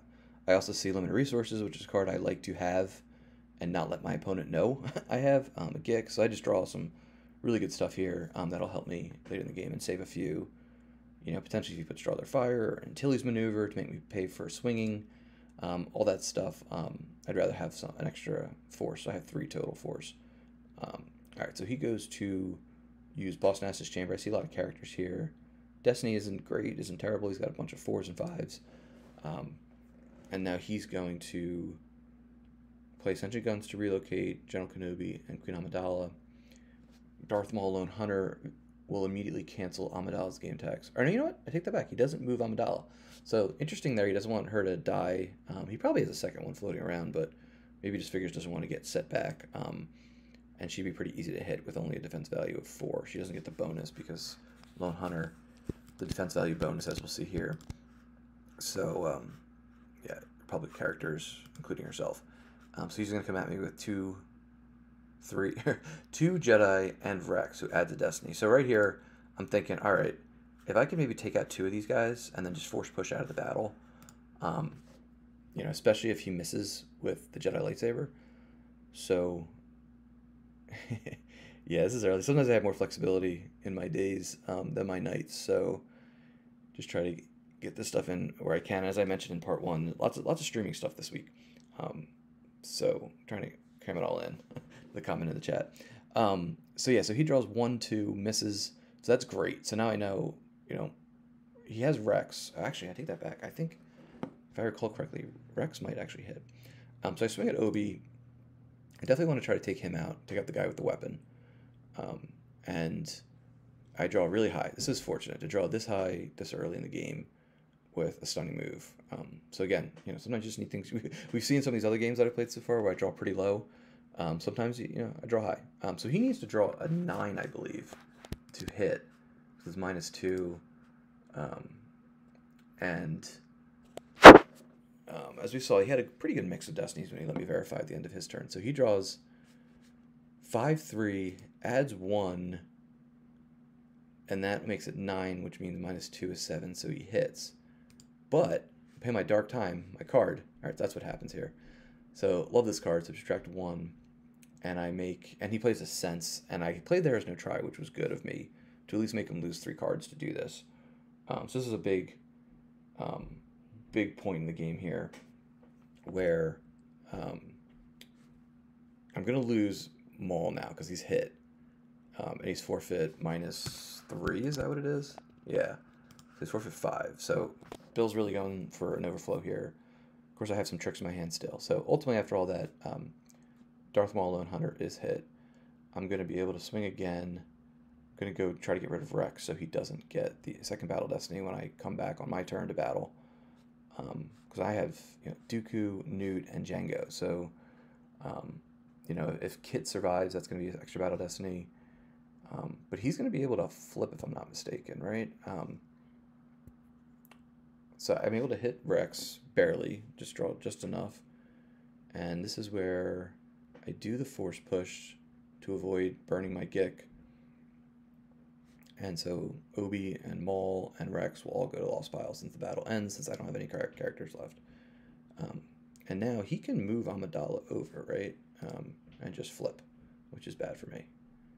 He did grab the Dark Time. I steal the lightsaber with Grievous, so he's just chilling there with 2 lightsabers. When he flips, he doesn't lose more than 2 force to any force drain. So this is a pretty good move from a Bill to hold Amidala back. He now has flipped. He's got 9 cards in hand, about the same as me. And now I'm gonna go look for cards. So he lets me take close call. I'm gonna ping for 1, and I'm pretty sure this turn, yeah, here we go. So I guess I'm willing to live with, okay, maybe my Battle Destinies get canceled, but I have Dooku, I have Lightsaber, I have Force Lightning. I'm definitely going to make sure that Amidala gets hit, and I should be able to get rid of Kit Fisto with, 3 Battle Destiny here, with Newt adding 1 with a Trade Federation character, and with Jango adding 1 with a Jedi. So I zap Queen Amidala, so she's defense value 0. So even with the Stunning Move Destinies, this is going to be pretty hard to miss. And I just got a bunch of red tricks in my hand here. He has no weapons, which is good. So I'm going to hit Amidala. I'll speed this up here. Just draw 3 and a 1. Would have missed without the Force Lightning. Add my Destiny. Play Coward because I don't want him, I guess, to retrieve Amidala with Walkling. Draw a crappy Battle Destiny, but actually it's not terrible because now he can't cancel it. Draw 1, 3, and if I just draw a 1, a 4, so he can cancel that. But I'm going to... He draws a 5 now. It was looking like he might be able to just keep Kit Fisto alive, maybe peel, because he is immune. I only have 4 attrition, he's immune less than 5. But the close call makes a tough decision for him now, so I take the 5 down to a 2, which means he's either got to lose Kit or peel 7. So I lose Jango, and he does choose to lose Kit, which is going to enable me to flip him back. So that was big. If I was him, I mean, it depends on what is in his hand. It would have been tempting maybe to peel there, but maybe he just figures he doesn't want to throw good money after bad, as the saying goes, and keep trying to fight for the war room when, I got Dooku here. He can upload a Force Lightning again, pretty assuredly hit somebody. I get 2 Battle Destiny. He can't cancel them unless he's got, like, General Kenobi and a Rebel leadership, something like that. But it all depends on what's in his 9-card hand here, and that's where he decides, I'm just going to lose Kit, not peel, and maybe and this is where he pivots. So he goes Serene Jedi with Qui-Gon's lightsaber from Ep1, and he's going to hit Grievous pretty easily here. As I mentioned before, it would be pretty cool if Grievous could not get hit so easily by lightsabers. And I'm going to fire once. He blaster deflections. I grab, and he's going to clash me, which means I don't even get another shot at trying to hit Qui-Gon. And he's now threatening a drain of 3 here if he stays there, which he probably doesn't. Right, I know he doesn't. He starts moving the hand, or moving the prisoner back. He wants to get me flipped back. And I just have no characters in my hand, so I don't really have a ton to work with here. So he doesn't let me take... Or hold on. Looks like... Yeah, Aura with Blaster Rifle is what I grabbed. So that would have... she has a chance to hit Qui-Gon, even easier than a lightsaber could. So he figures I'm just going to lose the 2, and he doesn't know that I have no characters in my hand. So now I just really build up my hand. I did pay 3 to drain 3, right, that turn. Yeah. All right, so I drained... You know what? I didn't... So people probably thought I was crazy here. So I didn't add the lightsaber because I saw Avergence of the Force. We don't think of another game. he lost 2, drain 2. Oh, he controlled tunnel vision it. Never mind. I'm thinking of another game. So he plays Unitai, gets the control tunnel vision back. That's annoying. So now he can keep canceling my drains. He puts also file. He plays it to cancel a force drain. Now he gets mace out. Mace with the Jedi lightsaber. Now he's threatening a drain of 2 and 2.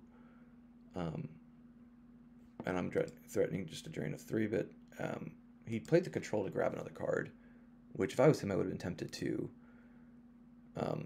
keep it to cancel the drain, but of course we just saw he has it could be worse, so that's going to get annoying now that I burned my grabber. And so I'm going to cover up the drain with U3PO. I figure I've started with the mess, or not started with the mess, I have imbalanced combo to block. This is where I forget that I'm not flipped, so I deploy the B2 battle droid, and I'm like, oh, I think I was pretty sure I had a 4 on top. So that'd be +1 to attrition. Mace's immunity is capped at 5 because of the 7 side of my objective, but I'm not on the 7 side of my objective. So, and this is a Jedi Starship's vehicle, so that's where I just move away. He could play the Simple Tricks shield to just cancel that drain, but I think he has a little bit of a different plan. So I just draw up here. He pays to drain. I figured let me make him pay 5 force for this drain of 2, and just try to make him make, you know, some decisions to make of how he wants to use his force this turn. Gets Tup, Anakin. He's going to kill U3PO. But I have Chelly in my hand, so I can recur U3PO. But, you know, I could just do that and have him die and just basically, do I want to burn Chelly, burn 3 force to redeploy U3PO, just have him shot. He would block the drain for 1 turn. But yeah, so he moves Mace over. If I was him, I would have just said, screw it, I'm going to play my shield.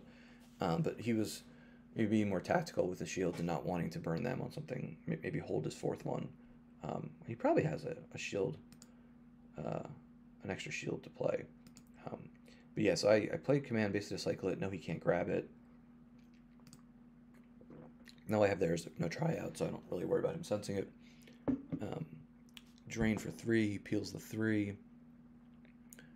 And I go Aura, Afra to get U3PO. Figure I'm going to just put Rune so I can get a little retrieval back with Rune.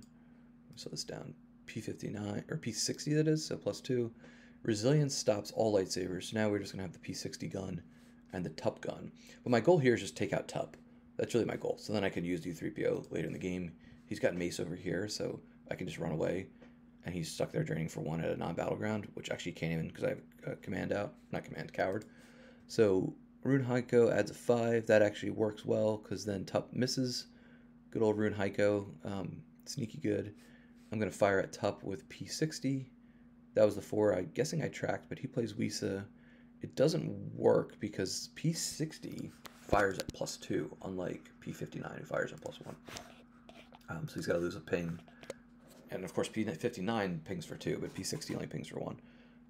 So I draw Battle Destiny. Both his characters are going to be immune with Anakin, right? So I just lose Heiko, who soaks 8, and everybody else stays. So let's see, what's my plan here? So I run away with the B2 droid. I have Asajj. We know he just drew that disarmed for Destiny, so he's going to upload it with Walkling and disarmed on Asajj. So that's kind of a bummer. I don't have my Lana Dobry combo to cancel it. Panaka comes down with Janik, but I will barrier so that he doesn't get a Battle Destiny. He can't really beat up on my B2 droid. I have a Gik if worst case scenario. He's going to projection the throne room to take that drain down to 2 from 3, and he's going to try to attack my people here. So he draws the 5, which he probably tracked. Not that, he has pretty good destinies now, so it's pretty, probably feeling pretty good about being able to hit Asajj there. I'm going to fire at Anakin. I don't think it's going to be too difficult to hit him. I need a 4. I wonder if I track that. Maybe, maybe not. Either way, Anakin has to go to the Lost Pile now. He eats a ping, and I'm just trying to chip away at force. We're 24 to, he's down a bit. I'm up a bit in hand and life. And I think board control I can kind of just keep maneuvering here. There's my Lana Dobry combo. That would have been helpful for the disarmed. And so I have 6 attrition, so everybody has to die, right? Yeah. And I actually have to peel, if I'm not mistaken. So I think I play the Gik here. Yeah, play the Gik instead of losing 3. I figure I'm getting to the point now where he only has so many cards in his hand, only so many cards face down. Battle plan's out. it's going to be tough for him to overflow me somewhere. So that's where I make the decision to use the Gick. He moves even further into Coruscant. So now it looks like I'm never going to get the hand. I keep saying the hand.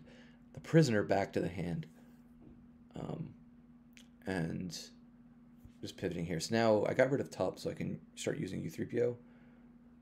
Just to at least, at the very least, just buy me time. So drain for 2 here. I'd really like I think I'm trying to find Invisible Hand. I think at one point, did I whiff? Was this the game? I think I whiffed on uploading it. Maybe I did it last turn with Chelly. I think it was the 1 card in my force pile. So that was a bummer. Kind of poor planning by me.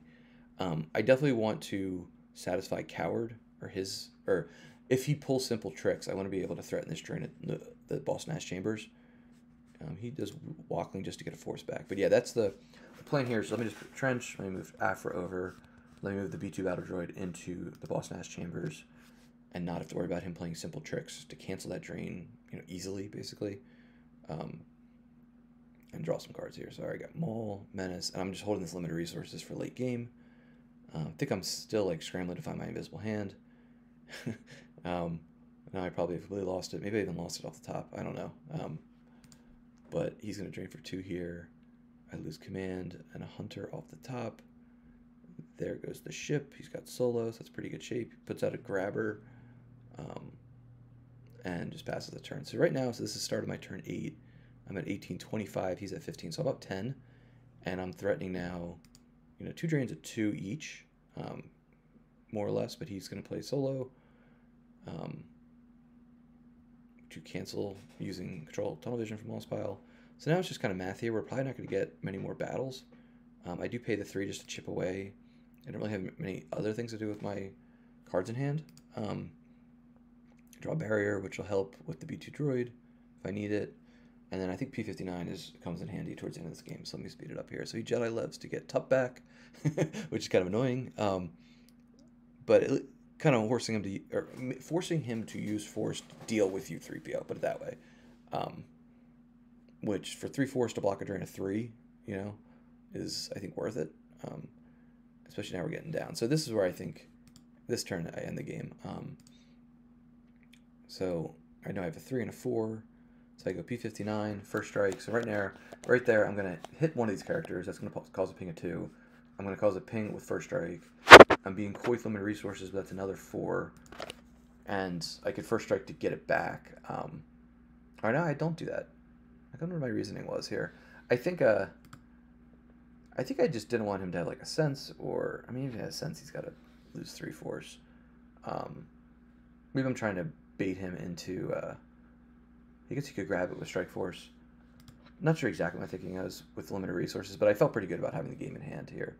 There, okay, I play it, make him lose 4, and he peels, and he's down to just 2 total, and he concedes. So, part of me, I think in this game, I was like, maybe I don't even play the limited resources, because all these OCS games, you usually get around 10, 12 viewers, and you just never know when you're going to play a future. Some of your spectators might play you in a future game, so part of me wanted to hold back limited resources because I felt pretty good about being able to win this game, or eke it out at least very closely. Even without it there, it would have been close, but I probably would have needed to play it just because he's got Battle Plan. He got rid of U3PO. I could play Resistance if I need to and spread out, but yeah. All right, so that was a fun game with Bill. That was game 5, so now I'm 4-1. This game, Blackfire, so Patrick, I've played him a handful of times in the OCS. He really likes Agents in the Court. That's what he plays here. Hey, Talon John. Hey to all viewers. So kind of doing this at an odd hour. Figure the replay will get get more views than the live view. So he's got must be allowed to speak. This got Dooku, got the system. I know that he's probably got like the Tatooine and Wildcard package for his space. It's good to finally get Invisible Hand. I feel like a couple times the Invisible Hand gets stuck floating around, and I don't make it a top priority. So this was my 5th game out of 6 with I play one more with ASM after this. I guess these games have been averaging around 15-20 minutes per. Like I said, I said this in the first part. A couple of the later games are pretty quick, so maybe we'll make up average time there. All right, so Grievous, move over. either I whiffed on the Dark Dry lightsaber, or I just didn't want to risk him dying there. But he wasn't really activating much force, so pretty standard there. You know, set up these early turns. I usually go pretty quick.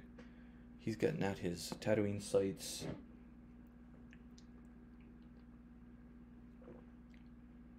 And on his turn 1,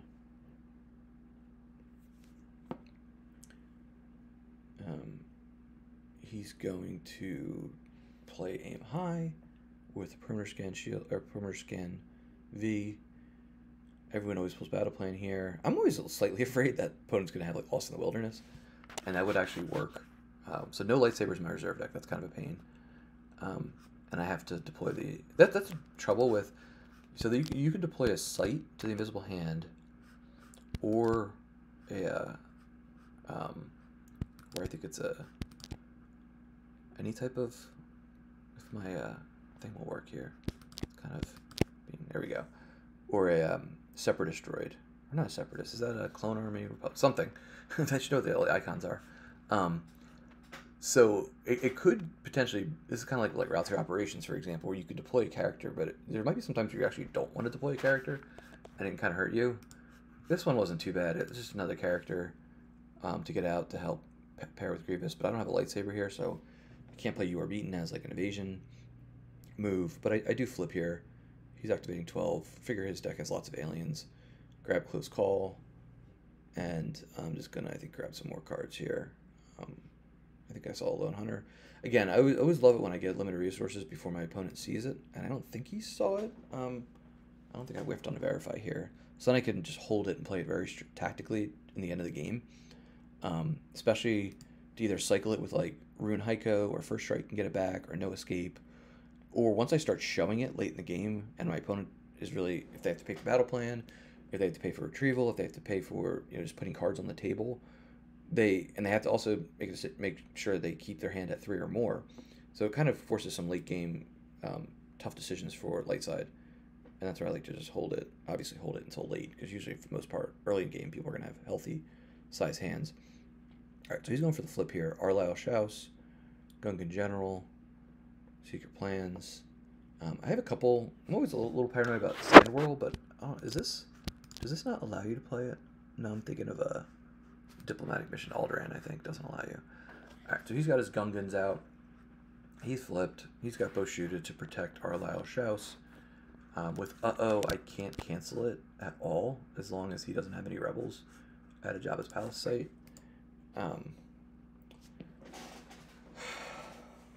So, activate a ton here. Not going to pay to drain. Figure maybe... Go get First Strike. He lets me have it, so he's not too afraid. He only's got 1 force save, but I'm going to now try to chip him off of at least one of these 2 battlegrounds, and then possibly play Come Here, Be Coward, because the Audience Chamber's not a battleground right now. So I got Asajj, I got Lone Hunter. If I'm not mistaken, I think I just saw the Lone Hunter's, yeah, his weapon's in the force pile, so that's unfortunate. I didn't want to burn my force push for it. But I do have Asajj who has it. Get Grievous a lightsaber. I have Close Call. I have You Are Beaten, which I can use with Asajj still. Figure I get Trench out of the reserve deck. Figure I'm kind of baiting him into grabbing there when I play Imperial Command, where he only has 1 force active, because I'm holding First Strike. Go Newt, so now I'm going to get a 2nd Battle Destiny. Go First Strike, even though I don't have any cards in my lost pile.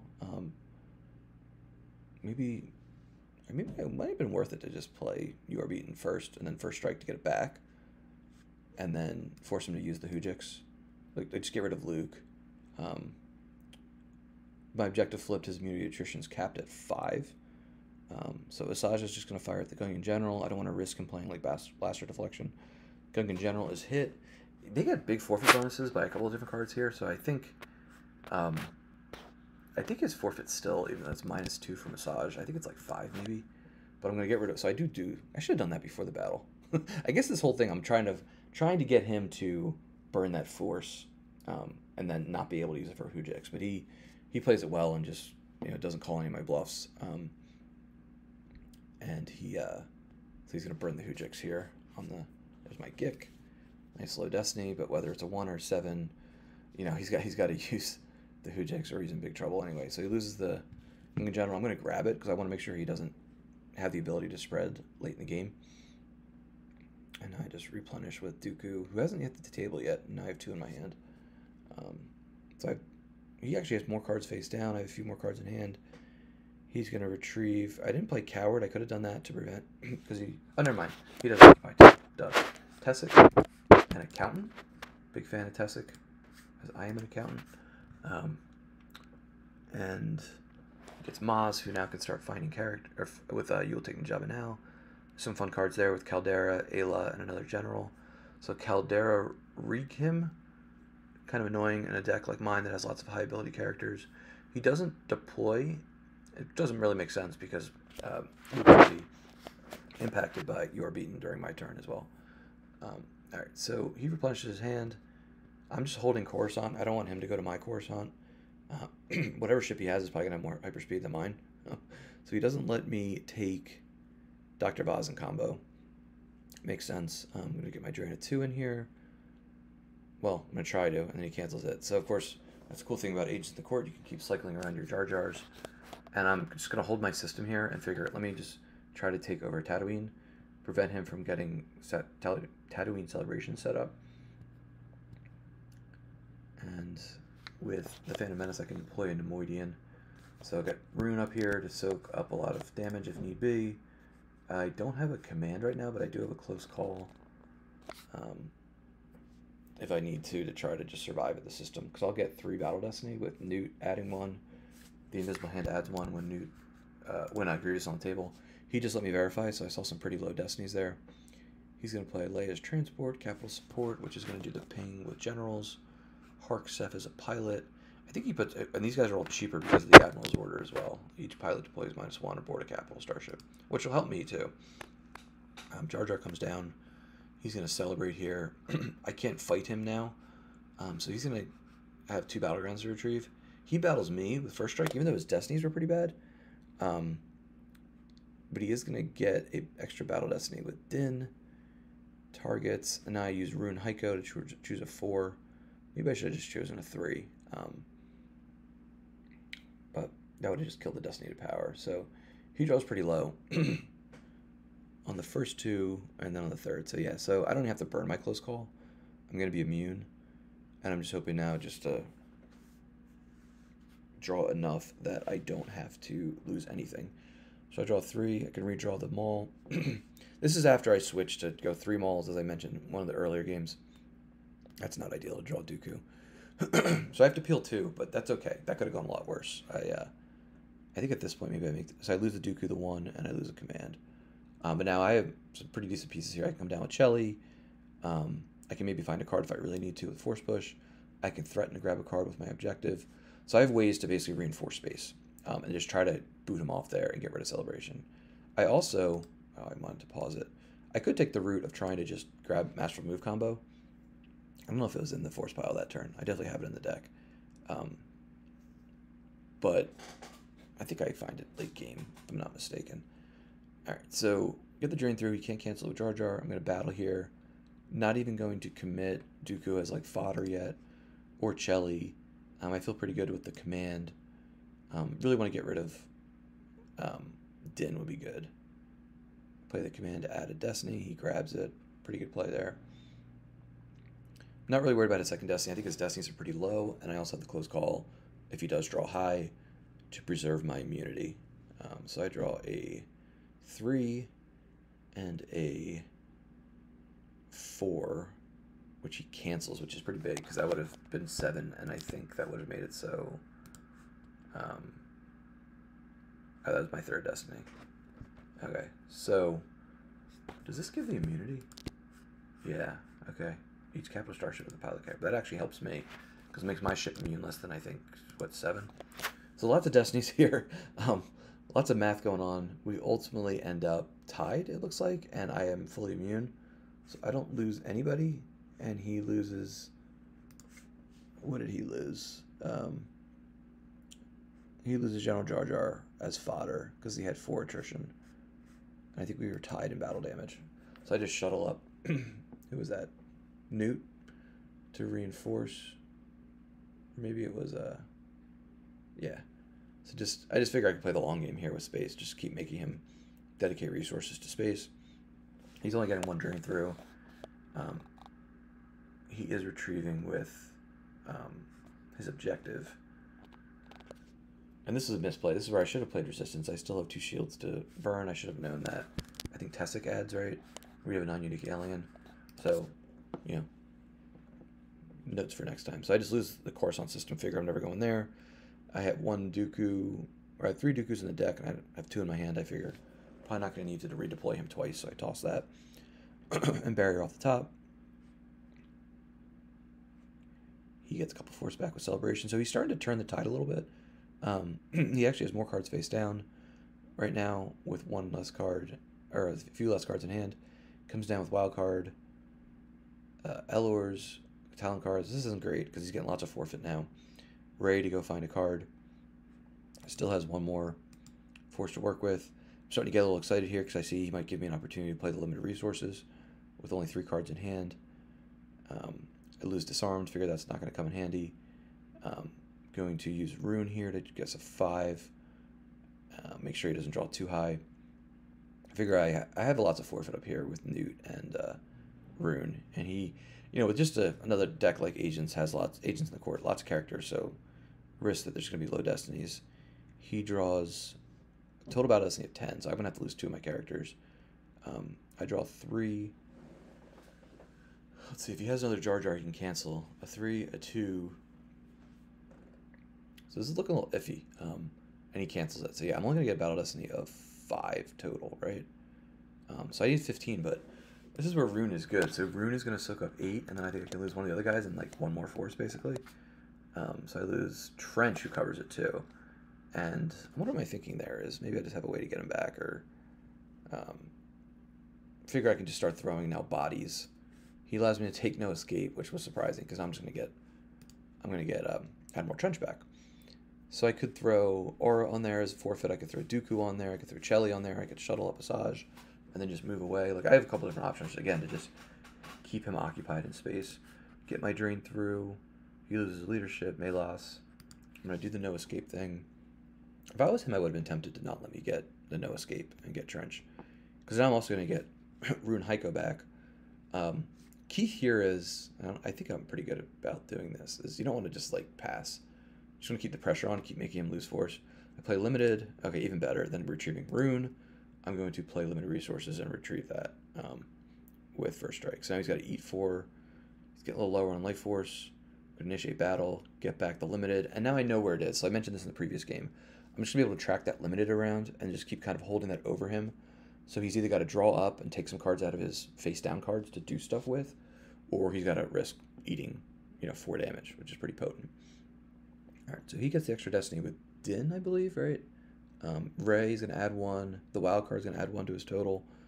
And I'm going to draw 5, 3, and a 2, which he doesn't have a Jar Jar now to cancel. So he's going to have to lose 2 people, at least. He draws the 5, which I don't have Rune anymore, so he doesn't kill it. 3, and I think he's going to get till about destiny of 11. So I'm just going to lose Aura to soak up a bunch. And then, let's see, Newt or Trench. Probably, all right, lose Trench. Okay. So, if I can, yes, I moved the battle droid. So he's not, so I have no pilots on this thing. Let's see, what do I do here? And then I probably shuttle. Move Asajj over and shuttle Maul up. Okay, yeah, so I have plenty of forfeit now. Maul is piloting, so that's 1 battle destiny with the 3 permanent.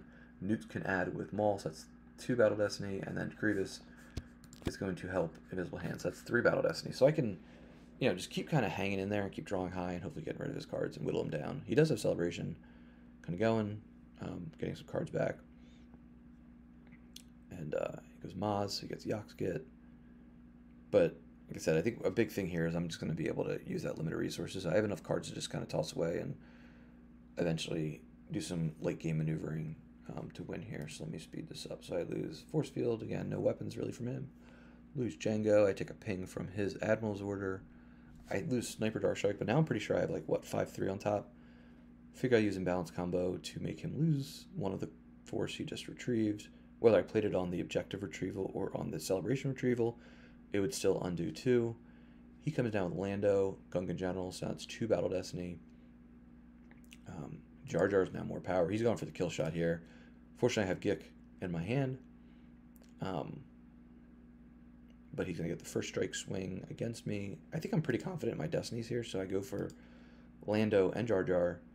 If I hit, they're both forfeit -2. They probably still be able to soak up any battle destiny I draw. He draws a 2 for power because of his objective. 3 for battle destiny. Number 1, 5 for battle destiny number 2. So kind of came together here. I mean, for him, unfortunately, I have my Gik. There's my limited.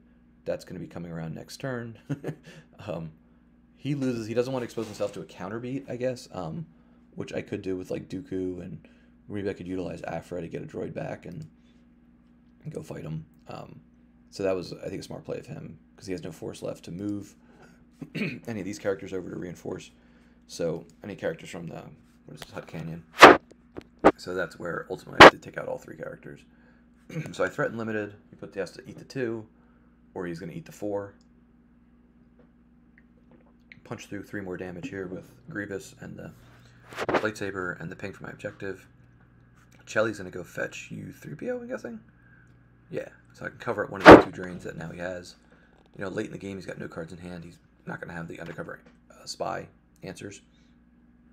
Get the first strike ping, and I think he's going to concede pretty shortly here because I'm going to get 3 destiny and be able to boot him almost entirely out of space. 3, 4, and 4.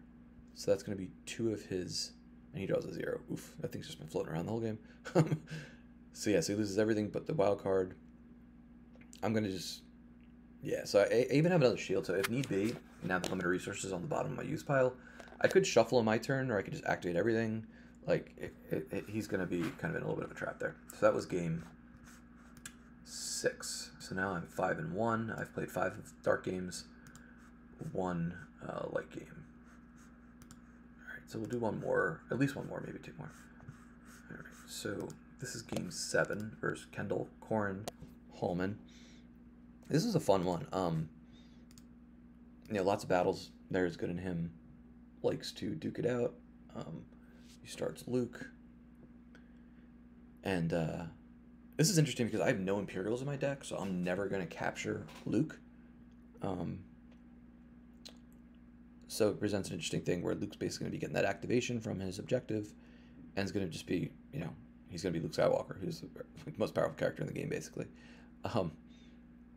So, you know, make a decision with shields, which there's good in him always forces you to do that. Get Dooku, lightsaber. I have a projective. I have a force field. So I have some evasion to fight against. Kind of an early thing. This was probably not a good idea. It just, you know, putting out the system, but I think I was just kind of struggling for activation. I think I'd rather do that, maybe. Did I put out the hallway also? I cancel the drain with Coward. Figure that might come in handy if he's just trying to battle into me by being only on 1 battleground. It cancels his retrieval. Activate 1 with wipe. Yeah, I think the system was bad because it gives an opportunity to just camp out there with like Honshu and the Falcon and like Lando, and just kind of really put pressure on me. I don't have any. I don't have the hand in my. I mean, I could pull it with the bridge, but I wonder in this game if maybe I miss on the docking bay. I feel like in all the other games like so far I've drawn the docking bay in my opening hand. But as we say, he gets Jedi Council Chamber out. He's going to threaten to drain it too. Battle plan here. Just in case people don't know, like, maybe I knew that the docking bay was in my force pile. That must have been it. So I'm going to deploy it this turn, move Dooku, flip. But my drains are capped on Coruscant to 1, wherever the Insidious Prisoner is. Lose no more than 1 force to force drain. So I guess it's a good play all the time to do battle plan, make sure I don't get a free drain through. But like I said, I'm always a little paranoid that my opponent has lost in the wilderness, and that would be bad if my guy escorting the Insidious Prisoner goes missing. So I back up Dooku with Aura, have 5 force active. Got some tricks here. I got imbalance combo. I'm going to play projective telepathy here just to take him down to 9, which is going to make it really hard for him to even come down with 2 characters to pressure me. I'm not going to commit the hallway until I can move there, because that is a liability. Maybe I wonder in this game if I ever even go there, because against mains, it can hurt. So he's got mess combo, battle plan stacked on sand. Yeah, and this is where I'm kind of kicking myself. So now I allow him to satisfy. You know, he doesn't have any systems in his deck. Like, so I did him a big favor there. So that was a misplay to put the system out. Even if I needed the force, it might have actually been better to just put the hallway out and deal with that as a potential liability than the system. And that actually was that really helped in this game to get the drain through at the system constantly. So I'm going to get through 3 damage here. He loses demotion, which I think he has in here for anti-Thrawn stuff. Going to go attack Luke with Aura and Lone Hunter, so that's going to cancel Blaster Deflection. So I think in this game, Kendall basically just burned 2 cards, and he's not a fan of asking for reverts for himself, which I kind of respect in a way, or definitely respect in a way. But a lot of people may forget this because he's getting more played recently, but there was a while where this card was not very played. But he cancels Blaster Deflection, and he also makes it so that opponent cannot modify his Destiny draw. So I think Kendall plays Wisa at one point, and that's just a wasted card. And so is Blaster Deflection. So that's a wasted card right there, and I think I'm going to be able to hit him here. Take a little bit of a risk, but I guess I have 3 shots at Luke. Or no, actually I only have 2, because I only have... you have to pay 1 for each weapon with Luke Skywalker, Rebel Scout V. So I'm fortunate to hit him on the first time. I force field to make sure he's going to be fully immune here. I probably should have just kept hacking away just to track destinies. I definitely should have done that. Oh, never mind. I should not have, because it would cost a force. So that's why I didn't do it. So he draws a 6 battle destiny. So I don't have to stack here. Obviously, I have more power. He's only going to peel 1 because he drew the 6. Your resilience to get Luke back. This is where it would have been good to have Grievous just to steal the lightsaber. Excuse me, steal the lightsaber. He probably should have maybe he's kicking himself here. Peeled first and then play the resilience so that, well, I guess resilience would still be on top. The lightsaber is going to always be buried. All right, so now he just goes wide, which is pretty good play. Puts the pressure on. So now he's starting drain of 2, 1, 2. He's for free. He's got a pretty healthy hand. I have a very small hand with only 4 cards. I go get first strike, which he lets me have. And notice what I did here. So I moved them back here just to make sure, did not want him to start attacking me with like EPPs and stuff like that. And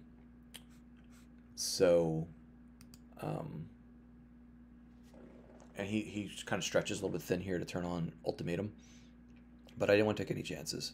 So I go down with Grievous, steal the lightsaber. He has no force saved. Get the hallway out, get first strike out. Hoping I'm able to either hit Yoda. I have the Sith Fury to try to redraw it, and I have he's only immune less than 5. So hopefully I draw some high destiny here. I'm not sure what exactly happens. I think it goes poorly. So I draw 3. And my hand size is getting pretty small here. And a 3. So that's going to be a mess. Now I need to draw 5. I'm probably going to end up stacking here too, because he already has more power. Yeah, so I draw really poorly. So this is a really bad battle. I guess in retrospect, I definitely questioning what I did here. So I have to stack, and I do from reserve deck, which I really don't want to lose either 2 cards in my hand, and I have to peel a couple force field and force push, 2 good cards. Now I'm going to reinforce Grievous with Darth Maul, Lone Hunter, and he's in pretty good shape now here to cram through another 4 damage. And he's definitely up now in hand and life force, so he's got the advantage. Yeah, so the system was really bad. I'm not going to do that next time. He comes down to draw their fire. So now we're going to have 4 force swing at every battle. EPP Rey, Lando, Obi-Wan, he brings the house here. So this could be really bad. He's going to get 2 battle destiny. He's not going to be able to pay for the retrieval with Rey's lightsaber, but my guys are probably all going to die. Even though defense value 8, he needs to draw 6 here, which he misses. Phantom Menace is going to keep them all alive. So lots of lightsabers. We're going to have, 5 lightsaber swings this battle? Definitely want to get rid of Lando. And then, in the back of my head, I'm thinking maybe I think I can handle myself to protect Rey. She's a little easier to hit than Obi or Yoda. Grievous is going to easily get hit here. He draws a total of 11. And I'm going to try to get Rey. My characters... I wonder... there's the limit. So yeah, now he plays the Wisa. That's when he burns the Wisa. Now I know where my limited resources is. Now I'm going to try for Obi. I draw 4. And I'm fortunate to hit him barely. So now I need to draw 5. If I draw 5, it clears the entire site. He draws a 0. He's got floating zeros, which is something you don't see very often nowadays. So Maul is alive and has his full forfeits. That's annoying that I draw the 1, but I can redraw it with the Sith Fury, and I draw another 1. Sweet. There's the... So now I have to lose everybody and 2 force, plus I need to stack a card. I play Imbalance to... And I screw this. I always screw this up. I hate this play. Because you got to make sure you don't lose another character that then becomes the top card in your lost pile to retrieve, which is what Imbalance allows you to... If your opponent just lost a character, lose 1 force to retrieve topmost. So he doesn't have any... He doesn't have aim high out, which is kind of amazing since I've had first strike out for a while now. I think I would have really liked to get, like, Newt or any of these characters, really. I guess he can't retrieve EPP, so I would have gotten Newt back, which would have been helpful to pair with Maul to come down with a counter beat. So everybody's going to die here. And now I'm kind of in the same spot I was a couple turns ago. But actually a little worse because now I don't have Maul on the table, where he's got these... Now I know where that 7 is. So I activate purposely not to have the 7. So 7's on top. He lets me take U3PO, which I was him. I might not do. But maybe he's got... Oh, he doesn't have to start with the mess because I already took Luke's lightsaber. So now I'm going to come down here. Remember, I know there's a 7 on top. And I think I know there's a 4 after that. Yeah, because it's probably the Sith Fury to redraw the Django. Am I thinking that right?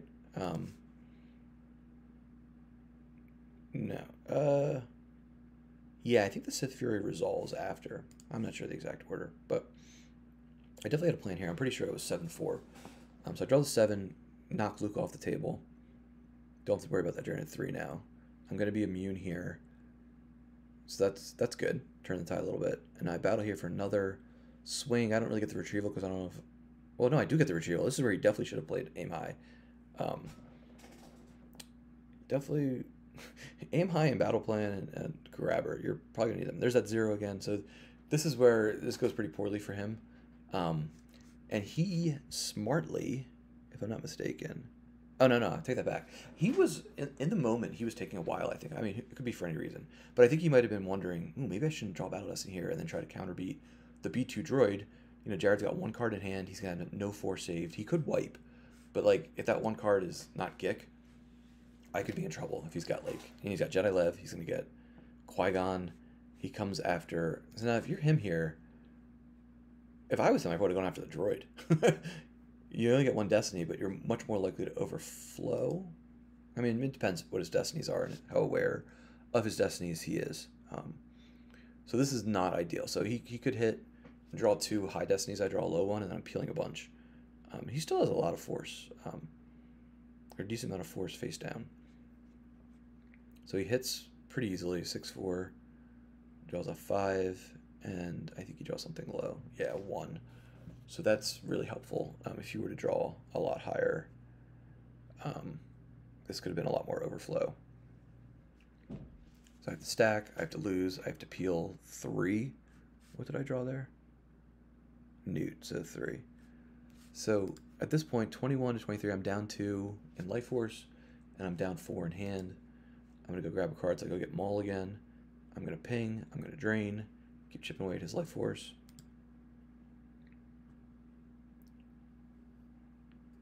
And I'm just going to consolidate here because I don't have a Gick. He's going to have to pay for battle plan. He's not activating a ton, but he decides to pay to drain. I feel much better about my hand now. I have U3PO to start covering him up. And yet, actually, the end of this game is pretty, it's like cat and mouse. So I go get close call. He lets me have that. Look what's in my reserve deck. Get my drain through. So he's threatening a drain of 2 and 1 for free. I'm threatening a drain of 2, which I have to pay for, and 1 ping. He only has 2 cards in hand. I don't know if I got the limited resources thing going on here, but I get U3PO and I figure let me cover up the 1, change the math a little bit.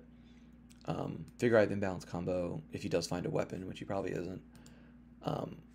Lose Gick, he comes down with Lando. He's just going to suicide Lando here. I don't think he actually has a Hujix here. But I play imbalance combo.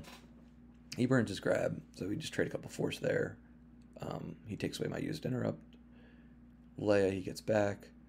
I'm going to fire and actually miss Lando, which is kind of embarrassing, with Dooku. And I'm thinking to myself, I better make him at least use the Hujix. So I hit him, but he's forfeit -2.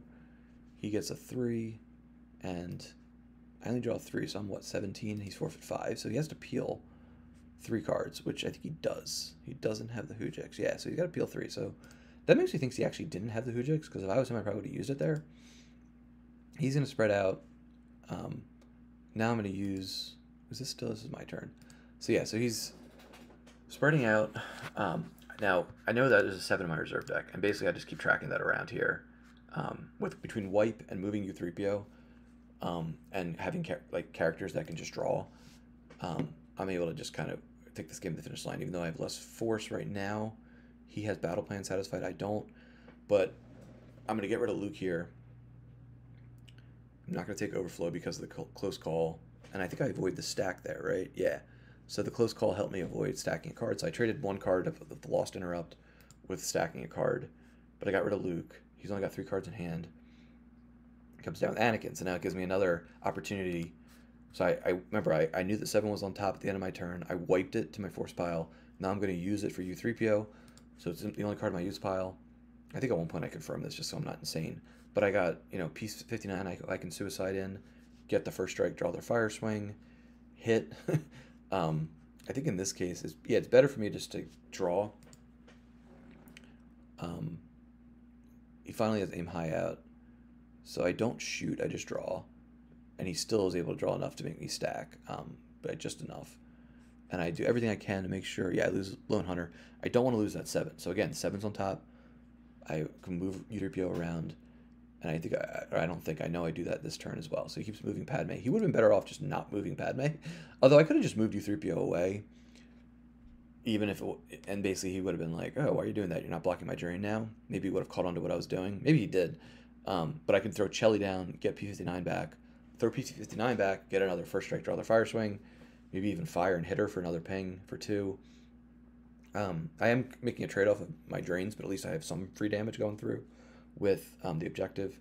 And I can get him to the point where just kick him off the ground, and then he's got to pay for that drain, and I have free damage going through. So he eventually, I think you can see it's pretty shortly. There we go. All right.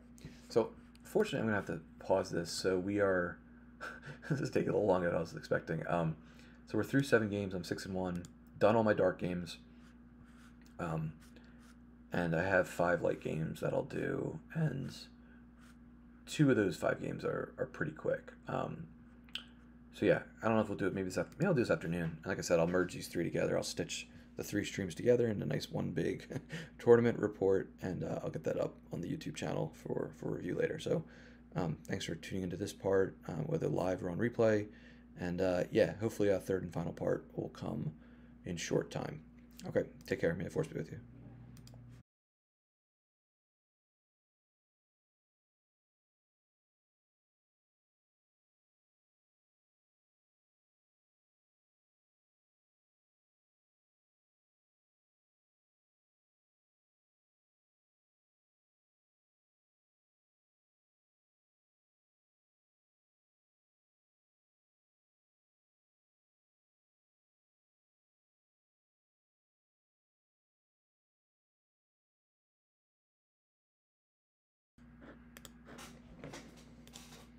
All right, hey everyone, JNap here, back, hopefully for the 3rd and final portion of my May OCS self-review tournament report.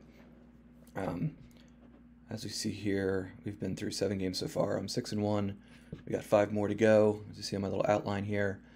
So, like I said, I'll merge these 3, hopefully 3. I have some time now. I should be able to get to the finish line. 3 together, put it on the YouTube channel. Thanks in advance for watching, whether you did some of these piecemeal live versions or just this aggregated final replay version. Alright, so I have 5 light side games left. Let me hide my outline so it's not on top of the screen. My little camera here, make me a little bit smaller. So this game I play against fellow advocate Scott, who, to no surprise to people that know Scott, is playing an off-meta deck that has some odd stuff in it, I guess. He's doing a Mustafar Combat Readiness v start, and I think it mostly means is how it played out, but I have my WHAP start, of course, and he's starting Crush, so that means my Clash of Sabers is not going to be potent, and a wipe and a security precaution. So 2 ways of kind of alternate activation that he has, with the wipe them out, all of them effect, and with security precautions V on his system. So pretty standard WHAP start where I have my 5 or 6 actions that I do before Dark can really get into their rhythm. Upload stuff and play my grabber. Let's speed this up, this portion. Pretty good hand here with a mace, and I got Ball Snatch Chambers, got General Kenobi and a leadership, which is good. Rex is fun, but of course he's not going to be very helpful against Darth Vader, Emperor's Enforcer. Activate here. Definitely a situation where I don't want to expose Amidala to any weapons unnecessarily. It is interesting that he doesn't have I Am Your Father V, which would enable him to get Vader's lightsaber out, so have to assume he's either floating it or maybe he's got something like Weapon Levitation to grab it from the use pile. So I move Mace over, I pair Mace with his specific lightsaber that actually makes 4/0. Got some fun stuff here with Biz Shuffle combo to cancel a barrier, Odin Nestler and First Aid, great utility card. Use that to cancel or to help mitigate any potential adverse battle situations, I'll say. So he reinforces Vader with Lord Maul with lightsaber. So he's come to fight and defend. His path is going to be, I'm going to make him earn the throne room. Wise advice in case he plays Sense Altar. He kind of gives away that he doesn't have Sense and Altar. If he's going to play There Is No Try. Plays the other Sense Altar shield as well in Oppressive Enforcement. And deciding here on what the best path to go. I don't have all of the tricks that might be ideal, but I do have a few. Worst case scenario, Mace is a Jedi Council member, which means effectively, Are You Brain Dead can act like a Hoojik space if need be. But I'm going to come down here with General Kenobi and Master Windu, get a lightsaber on Obi, and get ready for a throwdown. He plays Omnibox combo. I think that's like a Scott card. He likes doing that in his Musician's deck, because Cy Snoodles can cancel Force Drain at I think at a Jason or related site. With that, I don't have It Could Be Worse in here. So I'm going to put Amidala down. She is defense value 6.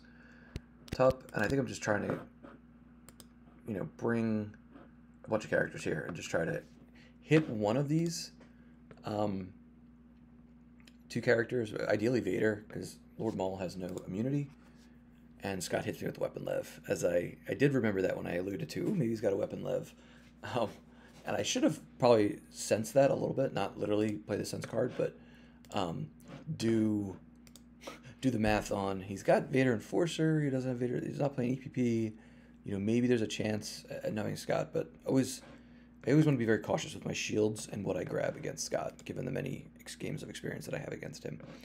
So he steals Mace Windu's lightsaber, which is a bummer. It takes away 2 swings, and now I really need to hope that I hit Vader with General Kenobi, and also obviously hope that he misses. He's going to fire at... who's he fire at? Oh, no, I fire first, of course. I draw Protector and Amidala. So my 2 leaders, neither of which are going to get it done. And he's now looking pretty good to have at least one of his 2 characters survive. He swings at Amidala, and she's going to go to the lost pile here. Figure my approach was, don't let him camp out and really reinforce the throne room. That's probably why I rushed a little bit here. I probably should have held Amidala back. I'm not sure what my thinking exactly there was. Because it's not like I'm really going to be able to overpower him to the point of overflow. Maybe I just leave Amidala. Well, yeah, maybe I should have just held her in the hand. Or deployed her and moved her over to the hallway where she could be safe for a little bit. So I draw low Battle Destiny. I did play Rebel Leadership. He grabs it. And I draw really low. So this is pretty bad that I'm just drawing 2 and 2 as a result of General Kenobi adding 1 to a Destiny because he's with a clone.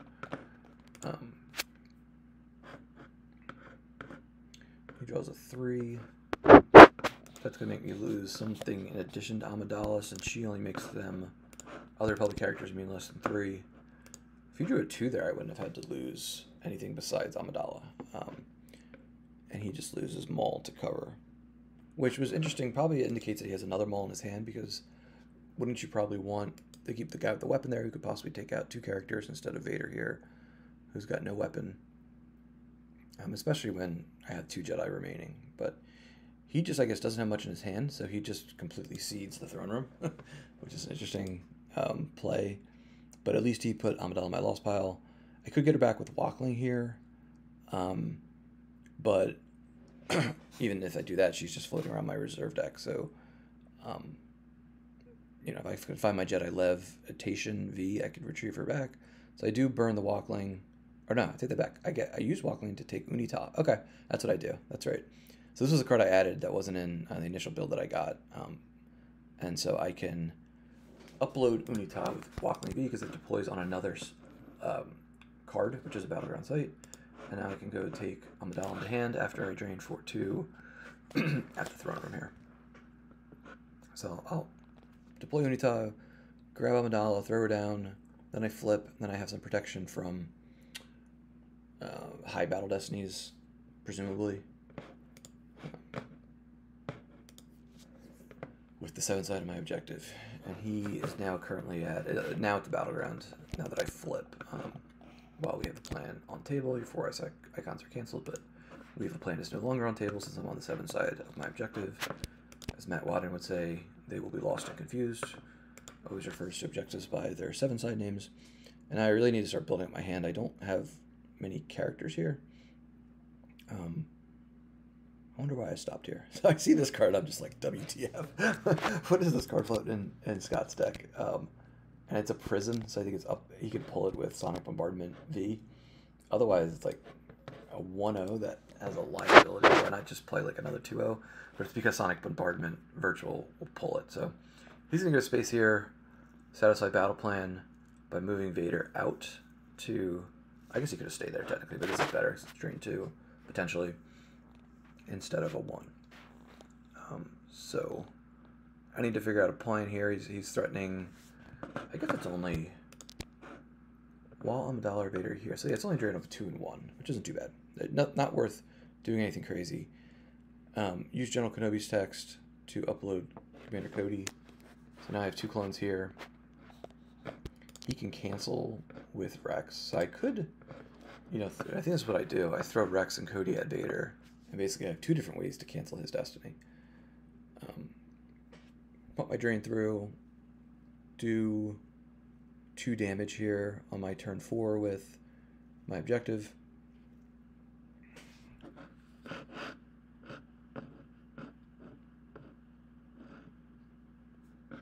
Get the system out, and I'm going to throw, I guess, Queen's Royal Starship here, so now I satisfy battle plan as well.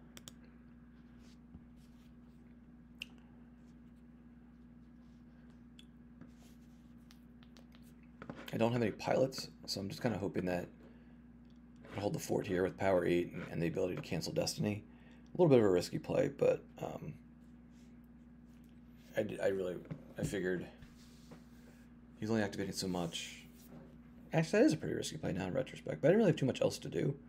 So I toss Wisa and Solo. He's going to drain me for 2 and 1. Still keeping my Walkling Retrieval card in my...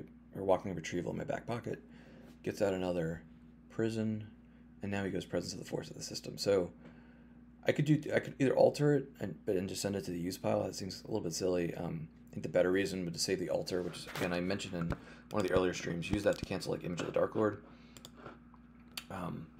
or like a lateral damage would be the two probably primary things I want to use it for. He's going to cycle some cards, draw and cycle. See, not the best destinies in reserve. And he's going to pass the turn here after he draws a bunch. After he cycles a bunch of stuff.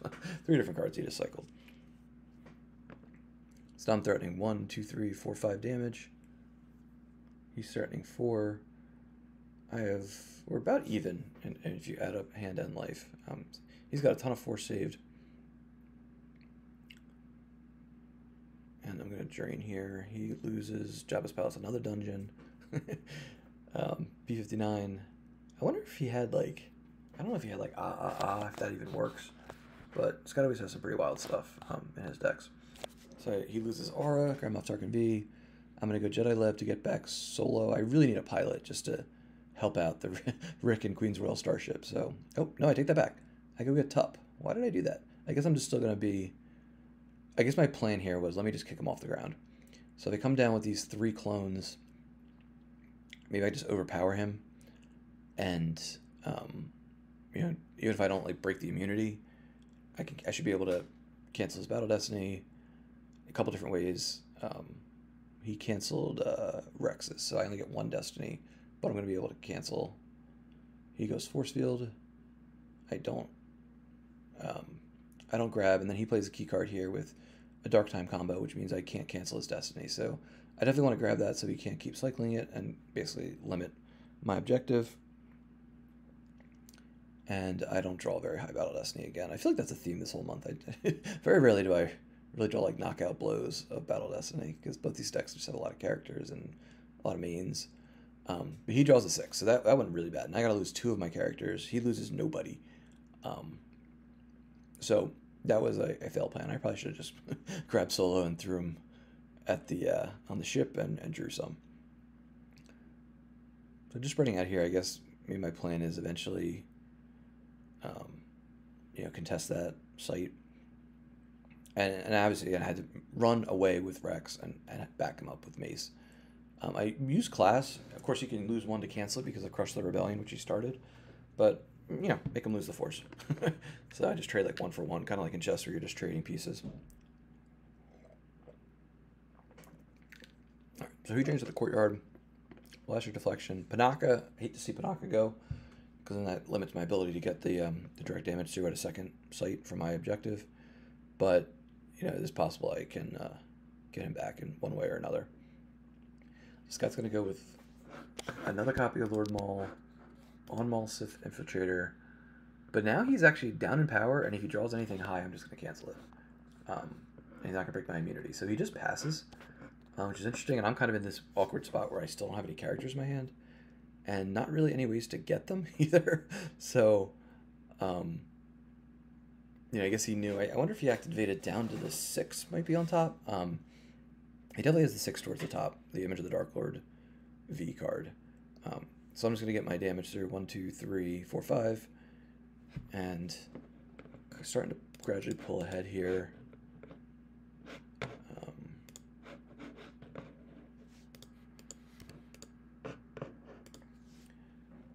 Look for my lightsaber. This must have been the game where one of my lightsabers was stuck in the bottom of my force pile. And I just run away here. I figure there's less power at the other place. I can cancel the Destinies. Both of them are drained too. You know, let me play it safe, because I really don't want to lose my space presence. And now I'm going to just contest Vader with Mace. Figure, again, I have my 7 side on my side to battle, so if he draws high, I just cancel it. And now I finally find some characters, including a couple pilots, and Plo and Anakin, which is very helpful. So now I feel like I can just survive. He activates everything.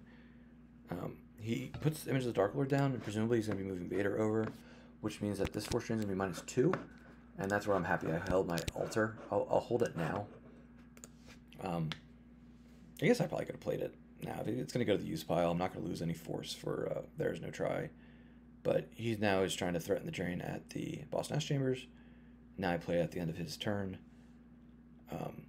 It probably would have been better to do it earlier before he started deploying stuff, because now it's definitely on the top of his reserve deck, and he should probably know that. So I'm going to sack Wackling here.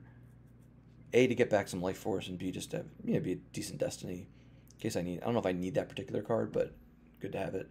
He shuffles my reserve deck anyway with Omnibox. So now my plan for this turn, I have some options here. I can reinforce in space and try to just whittle him down here by just overpowering the shuttle. Of course, it's fully immune. Or I could, try to get rid of this drain here at the Boss Nash Chambers, which I think is what I do with Qui-Gon. Budget Qui-Gon, this card's pretty cool. I've used him, I think, once or twice in a Prophet deck, but in this deck it's kind of cool because you have all these Jedi Masters, and only certain ones of them have EPPs. I think he might be the only one, really, that you can actually play in WHAP. Like, you can't play EPP Obi in WHAP. So he's just nice, like, to splash and try to get a beatdown in against, like, one character. He's powerful. He's only 6 force. He can obviously make character forfeit 0. The other one is 1 more to deploy, 1 more forfeit, and adds a destiny with Maul. So, that can be valuable as well, but you can kind of go either way. Matter of preference. So he barriers Anakin, but I've been holding that Bis Shuffle for almost the whole game. Cancel it, so now I'm going to be able to chip away at him in space. Just go Yoda here. He's not going to be able to hit Yoda, and he concedes here. So, I'll just be able to whittle him away here at the Boss Nash Chambers pretty easily. If I draw a 5, both his characters die. Or if I draw a 4, he's got to lose P59. And, yeah, like, really the best thing he kind of has going for him now is this drain at the Coruscant system, and at 16 total, I'm at 25 total. I should be able to pull away. All right, so that's the next game. What was that, game 8, I believe? We have 4 more light games, and now we have against my good buddy Stubbly, probably the person I've played more games against than anyone on JNap. My teammates, one of my teammates. And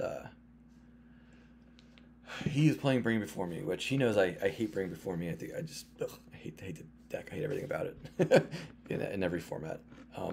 So this is interesting, though, because presumably we're going to have some fun mainsy battles at the throne room. And he's starting to silence his golden to get some extra activation out with the dungeon, I think it is. Or the workshop, rather. And then boost up some destiny on, like, the Sith Pro Droids and other... I think it boosts the Sith Pro Droids, right? Yeah, all your droids are Destiny +1. So my hand here, pretty good. I got a bunch of characters, and I hit one of my 5, Boss Nash Chamber outs between the 4 Whis and the actual Boss Nash Chambers. So, obviously another game where it's just going to be, let's duke it out over the throne room. I don't know if... Especially, there's, like, a trigger that happens. Like, as soon as Darkseid realizes, hey, do I have Decree... Do I have Imperial Decree Virtual in my deck or not? If not, it's like a decision tree. If not, probably need to contest the throne room because you can't just eat 4, 2 to 4 direct free damage a turn without any type of, like, maybe part of the strategy, a mitigating strategy would just be try to attack like the weaker of the 2 sites, like wherever maybe Panaka goes. But you definitely need some type of plan to contest. You can't leave WHAP. Pretty much no deck can just leave WHAP completely alone if you don't have Decree V in your deck. Would be my diagnosis. So he goes Kylo turn 1 to the throne room. Doesn't have a ton of cards in his hand. We'll see his next turn. So I'll just kind of speed through my first turn because nothing really too eventful happens. Just do my activate, deploy a couple locations. Or I don't know, do I deploy Coruscant here? No. Yeah, I don't want him to like put a ship there and start threatening a drain. Yoda grabs a lightsaber. Again, I like having Brain Dead here. In case something goes really bad, I can lose him and not get too worried. Definitely a battle plan here to make him choose between basically deploying 2 characters to the throne room or draining and deploying just 1. Draw up my hand, looking for some more things to just contest. Blaster deflection will be helpful. I get a verify, and I think in that verify, it was quick. That's where I see Enter the Bureaucrat, which of course many people know what that does, but basically if you drain for 3 or more, Darkseid will eat that drain, but then they put the immediate effect on that location, and then Darkseid doesn't lose more than 1 force from that location for the rest of the game. So it can really be damaging early game to just totally like turn a location into, especially in like it's a mainsy deck. At least WHAP has a couple different locations on Naboo to relocate to potentially get other drains through, but it was something I played around I think early. We'll see here. Alright, so Yoda comes down, Mace comes down. Don't have to worry about, or it'd be very difficult for him to force lightning either of these guys. I think we did see a couple Phantom Menaces in there. So I come down with 3 Jedi Knights. Or I guess 3 Jedi Masters, I should say. They're not Jedi Knights. Go for Dooku with the swing. And, yeah, gonna miss. I think I miss a bunch this game, if I recall correctly. Yeah, so he's gonna zap Mace to make it much easier to hit. Fortunately, I'm gonna have the blaster deflection. Just gonna keep going for Dooku here. And draw another low first card. And so 2 times I draw 7, so I just missed killing Dooku twice. He now goes for Mace. I play deflection. He grabs. Neither of us. Oh, he has There's No Tryout, so I was going to say that. I wonder if there's a risk that got sensed. Jedi Lightsaber, go for Dooku again, because if I can hit Dooku, I can get rid of both of them. And I finally hit, so 3rd time's a charm. So I go 3, 5, 7, 7, 8 on the 3 attempts. Finally get Dooku, and now I'll be able to get rid of Kylo here. And all my guys, I could lose. I could have done a top level action with Plo Koon V to lose the top card of my force pile to make him, your character here, he could do it to himself, immune to attrition. But I wonder what my thinking there was. I think my thinking was maybe he's probably going to overpower me anyway, so I'll just lose Plo to make up for the power difference and save the, or not save, I guess save the force, might be silly, but so he draws really high, so I'm going to have to stack here. I could have played They're Tracking Us to make it so that I don't have to lose anybody besides Plo, because if his total destiny's 10, he's power 24. Plo is forfeit 5, but I figured save that They're Tracking Us for another time, because the card's so good in this deck. Can be helpful for a variety of reasons, but I also burned Brain Dead here, which was kind of silly. That was a misplay. Like, I could have just lost another force, but that actually, it sends Plo to my use pile instead of my lost pile, so that's kind of good. But again, it's all about like economy of cards, and it probably would have been better to save that for another time. So he burns a Force Push V, search for a card, presumably like something more to come at me at the throne room with, like another Maul, perhaps. Which, yep, that would be my bet on what he got. But I think he got another pretty good card, if I'm not mistaken. Like, I was like, oh, maybe that's what he grabbed. I think is what I think of. And he just passes. So I think Stubbly does this a lot, and oftentimes it's very calculated and disciplined. But he does the deploy and then pass. But I know he doesn't have Force Push to get out of a battle, so either he has a Gick, or like a You Are Beaten, or something to make him not get beaten down, because now he's like, tossing the turn to me, and I'm going to basically bring the house. But now I upload the Disarmed, which I'm pretty sure I knew was in there from a prior turn. And this is huge. Disarm's such a good card. It's such a strong card, I should say. I don't know if it's good or... It's definitely strong that way. And now I'm just going to bring the house here with Padme, with General Kenobi, initiate battle here, and he's going to need a Gick in all likelihood. Mace has his own lightsaber. Another interesting thing here, which I like double-taked for, so when Maul gets disarmed, he does not add 1 to the force to the battle destiny draws anymore, because basically those go with the lightsaber. So when the lightsaber's gone via the disarmed, that game text goes missing, which is interesting and maybe not immediately intuitive, I'll say.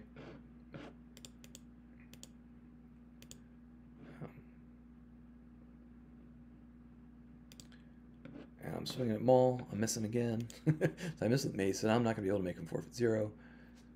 He does the Emperor's Power. So yeah, I think... yeah, you just keep missing. That's a card I ended up taking out eventually. This is my 3rd game with WHAP. Yeah, I have 3 more to go after this. So definitely after the 3rd game, I made some tweaks. I took that card out, but that one could be pretty cool too. So only draw 4 Battle Destiny, but he's definitely gonna lose Maul and just 1 more, and I'm gonna lose Obi to cover the attrition. He covers 9, and I need to satisfy 8. So now I flip, feeling pretty good. He has 8 cards in hand, which isn't nothing, but also not a huge hand in terms of how much he can come back with. But of course, now I can cancel all his Battle Destinies that are above 3. So he goes Vader and Maul, and then when I see this, I'm thinking, huh, I wonder. It's the easy part to forget, even though it's the first line of the seventh side of seventh side of the objective. But you don't lose any more than 2 force to any force drain when WHAP is flipped. And now he's threatening a drain of 4 here, in theory. But I think he realizes this a turn or two later. So I'm gonna be able to get a drain, and this is where again I do this a few turns, where I'm respecting the Enter the Bureaucrat. So I only add with 1 of my lightsabers to get to 2 total, and not risk the the long-term detriment of having Enter the Bureaucrat cap my drains. And then I just pass, just replenish my hand. I got a bunch of damage through. He's at 25 now. I'm at about 28. I'm up, and definitely leading the damage race of 4 or 5 to 2 basically. And he doesn't have a huge hand, so now he's got to pivot on what exactly he wants to do. I got some more answers in my hand now. And he's gonna now spread out. He goes 3 wide with 3 Dark Jedi. So I figure maybe I try to take out one of the ones on the battlegrounds and then play simple tricks to cancel the drain at Ball Snatch Chambers. And Maul makes the most sense because he has no immunity. So that's what I do here. Yeah, I go Qui-Gon. And this would have been a case where it would have been good to have the other Qui-Gon. So maybe, I'll consider. I'm not sure if I'm not really wed to the budget Qui-Gon here, but failed with my swing. I play dodge to make sure I don't get hit, so that I don't have the risk of being overflowed, which could be possible. Like if I draw low, he hits, and he draws like 2 low ones. Could be a couple. So I cancel Simalu. I think we laughed at this because Simalu is like the fact that his destiny is higher is to a detriment, including Maul adding 1, and then his Simalu V, who quick plug, he is going to be a half slip foil slip prize for the Return of the Jedi themed open league that's going on right now through like early July, end of May through early July, 40th anniversary celebration of Return of the Jedi. So I get rid of Maul, I lose nothing, and I play simple tricks, and now he's going to go wide again and try to contest here. And I think now he's kind of, YOLO, as they say. He goes to swing. He's going to hit Amidala, which doesn't flip me back. So WHAP doesn't flip back if Amidala dies. They have to win the throne room, which is going to be really tough when I have 2 fully immune Jedi. And now I'm going to hit him, so he's going to need a Gick here. And I'll likely, maybe not necessarily, because he's going to get the 2 Destinies with Emperor's Power. Or no, I take that back. He doesn't lose. So, yeah, he's got a Gick here for 8. And then which he does, which I grab, which I don't want him to, like, no escape that, or possibly get that back, or even if he's got a second Gick, he's not going to be able to play it now on his turn because he doesn't have enough force. So now I'm kind of smelling blood here. He's got Aura. Again, if I can just kick Aura off, then this drain here at the Ball Snatch Chambers doesn't worry me too much, and I'm okay living with him just paying 3 to drain for 2. Alright, so Unita, I go get Amidala back. She goes back down, so I can get that drain of, or that ping, and that's where, and that's what Stubbly was trying to accomplish. Of, okay, let me get rid of this 2 ping from the 7th side for the rest of the game by just taking out Amidala, suiciding Maul basically into him, and then he sees me being able to just take Anakin. I'll get rid of Aura, and he's gonna just be behind in the damage race and behind in the cards face down as well. So that was that game. So now I'm at 8-1. And I'm at this point, I was like halfway through my light side games, I was starting to think, should I, I have a real chance here to qualify. Should I talked to Stubbly about this. I'm like, should I use the phrase, like, should I sell out? Should I get one of, like, the tier 1 light side decks, like Obi Communing, and try to play that? But I have to learn it more to get really comfortable with it and know all the matchups. So I think I just made a bunch of tweaks. I think I changed, like, maybe 4 or 5 cards in the WHAP deck after that game. And figured, let me just keep powering through. And I get Yodad, who's playing Agents of Black Sun. And as soon as I see his starting cards, I kind of know, and this just comes with experience of being around, especially when I used to play a lot more, like, a year or 2 ago. Yodad loves this deck. He loves Human Shield. He would play it with, like, Shadow Collective, where he'd do the whole Jodo Cast Superstar, which is a really cool and creative deck. And if you underestimate it, it can go really... He could basically turn the tables really quickly if you're not ready for all the tricks. So I knew some of the tricks going into this. And, like, Double Back V, for example. Like, everyone probably knows this card just pulls Forlom or Dengar or Boba Fett in like the Tom deck. But the Lost version, during your the last function, move your bounty hunter as a react. So keep that in mind. I was well aware of that because I like playing Shadow Collective with some of the tricks like the Jodo cast and blasters and hidden weapons and all those fun stuff that can kind of go with that. But I definitely wasn't going to underestimate Yodad in this deck. So he goes Boba Fett here with the gun and just squats. He doesn't have Quietly Observing, which is pretty common. Quietly Observing V, I should say, in Black Sun. So that's the trade-off he makes for All Wrapped Up. Because All Wrapped Up, his bounty hunter can capture my guy, and then he can play a Human Shield to forfeit that character. So it's really hard to overflow them. It's got some pretty fun interaction. So I just say, screw it, I'll just let Boba Fett take the courtyard. He's only activating 8, so if he pays 3 to drain for 2, at this stage of the game, I think that's kind of a win. I should say kind of. That is a win, I would say. So now I get a Verify here, which is going kind of fast, but I got to Verify, so I see some of the tricks. I see the Human Shields. I see the Defensive Fire V, all those fun stuff. So he's going to move Caesar over. Luckily with WHAP, I don't lose any force to Vengeance of the Dark Prince, so that's good, because I can't play Luke in my deck. And now I got a pretty healthy hand here, a bunch of characters, some pretty good tricks. Sentient Guns, General Kenobi over, throw Amidala down to flip, as well as Rex, and pass the turn here, build. Neither of us are activating a ton. He's in a now, so he's setting up a trap, we'll say. So he's going to move Boba over, and I'm kind of sniffing this out of, okay, he's going to maybe double back V, and then he gets all these just actions, like he can do the swap with Boba Fett to have access to any card in his reserve deck, which is here. Battle just initiated, me exchange a card in hand. A card in hand with a card in reserve deck. So then he can have access to whichever piece he's missing for the tricks. And he could really do some fun stuff here in terms of taking out certain characters. But of course, I see this coming to a degree. And Odin Nessor, to answer my question earlier, if the cancel or react part of Odin Nessor combo is not immune to sense. But that's basically huge here, because that's going to cancel a react and really deny him of his trick. And I'm just going for the kill shot here. So Mace gets barriered. That's fine. I go down with Tup, who's deployed -1 from Rex, which is helpful. I need to make sure Tup can't battle either. So now I have 2 characters that can't battle, but I still have, Obi-Wan, Rex, and Amidala versus Banis Keeg. He goes to move. There's a double back V. I cancel it with Nessler, and I think he concedes right here, just because this is going to be a lot of overflow. Yeah, he concedes before I even hit, but who was I firing with? Rex. So Rex would have probably hit. So then he's 4 for 3. So that covers 5, right? So now he's looking at 7 damage, 7 overflow plus what I dropped for Destiny. So, it's probably going to be something like at least 10, maybe as high as 15 overflow. And I'm going to flip, and then I'm going to threaten a drain of 5, or damage of 5. And he's not really threatening much damage himself. So, yeah, so he calls it there. And that's my game 10. All right, next game. Good old DTartagOne.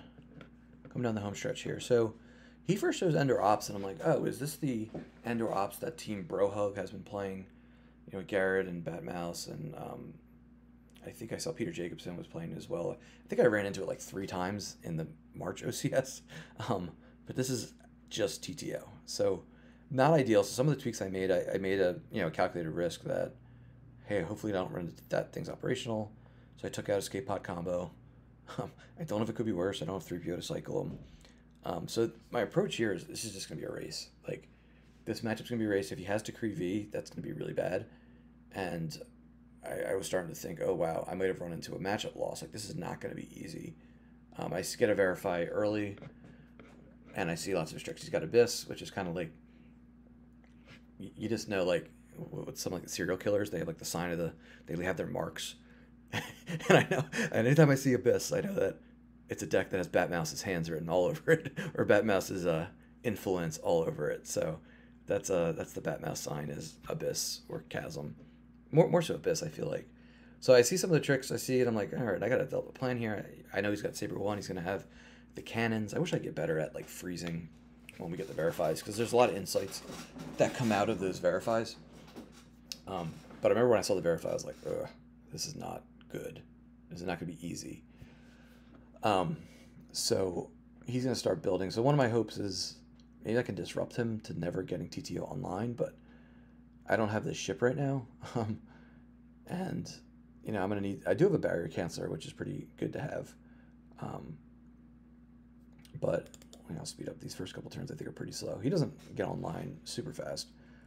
He whiffs with the command, which gives me another verify. So there's more information that I can work off of. Go Amidala, just by yourself. And I do find the Queen's Royal Starship. I have Anakin. So now I'm like, huh, maybe I might have some pieces to contest him in space early. Try to disrupt.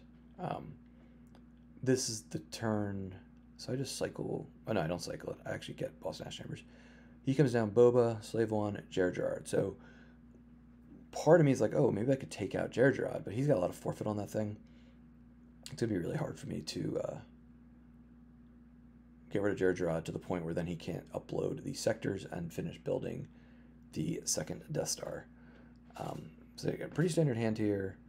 Pretty early on, I have a huge hand. I took the risk of him playing those, you know, the new shield. It kind of acts like a Monarch used, in a way. I go kit, I go battle plan, figure I'm threatening a drain of 4 here, or damage of 4. He's threatening 2. Neither of us have satisfied battle plan. I let him revert because he forgot to use Jar Jar at the beginning. And I think this turn, yeah, so he drops 2 more sectors. He hits on the TTO, and now he's cooking. I'm kind of hoping that he just can't find the system, but he finds the Boo with the Morning Advisor.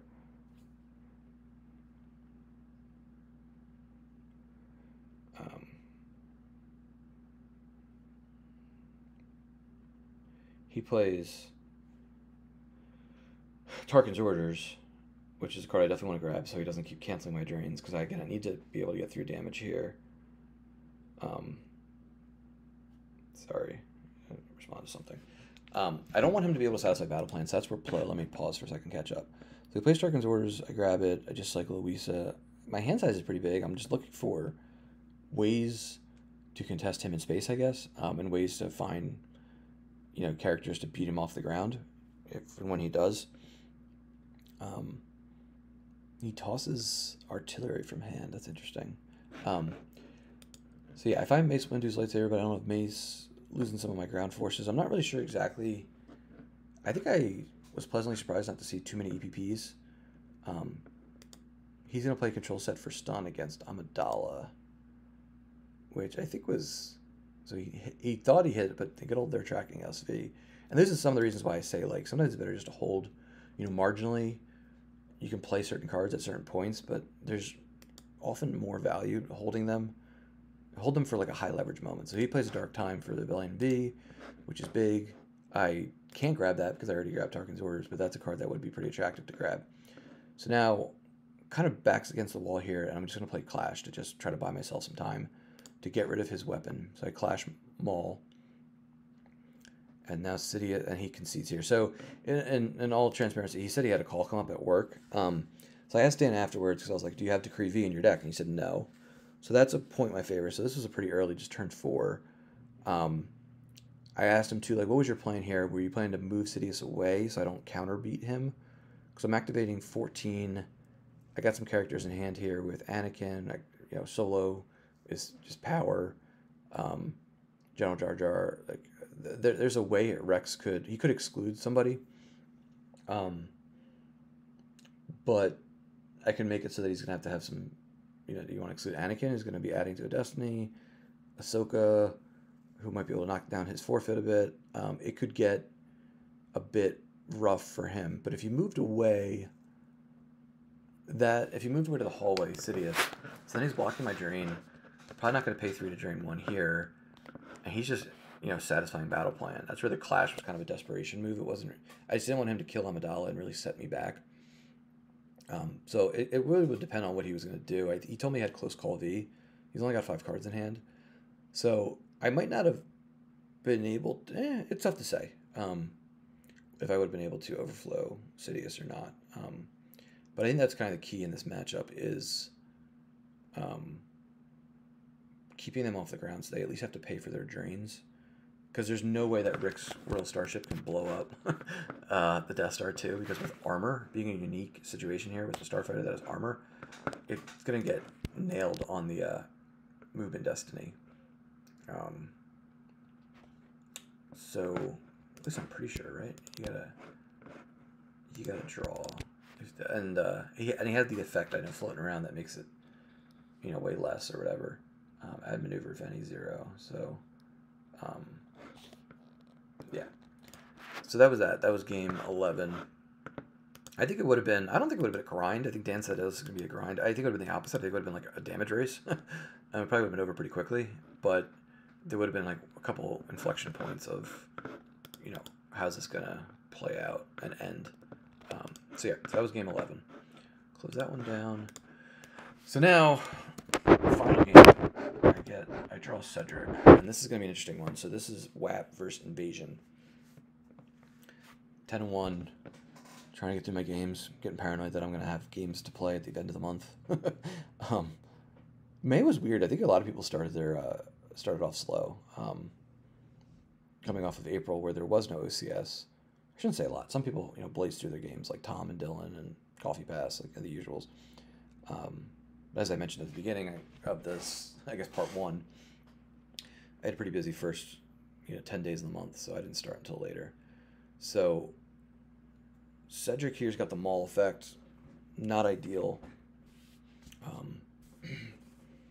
but also, we're definitely going to duke it out of the throne room in this matchup. My understanding here is one thing that really hurts WHAP in this matchup is if Invasion plays an interior site, because they can make, especially like turn 1, they just insert it in between the courtyard and the hallway, and they slow WHAP down, which goes a long way. But I've also seen a lot of Invasion decks that aren't really playing the interior site, like the 2/2. They're often just playing maybe a couple docking bays. Yeah, here we see the blocky flagship.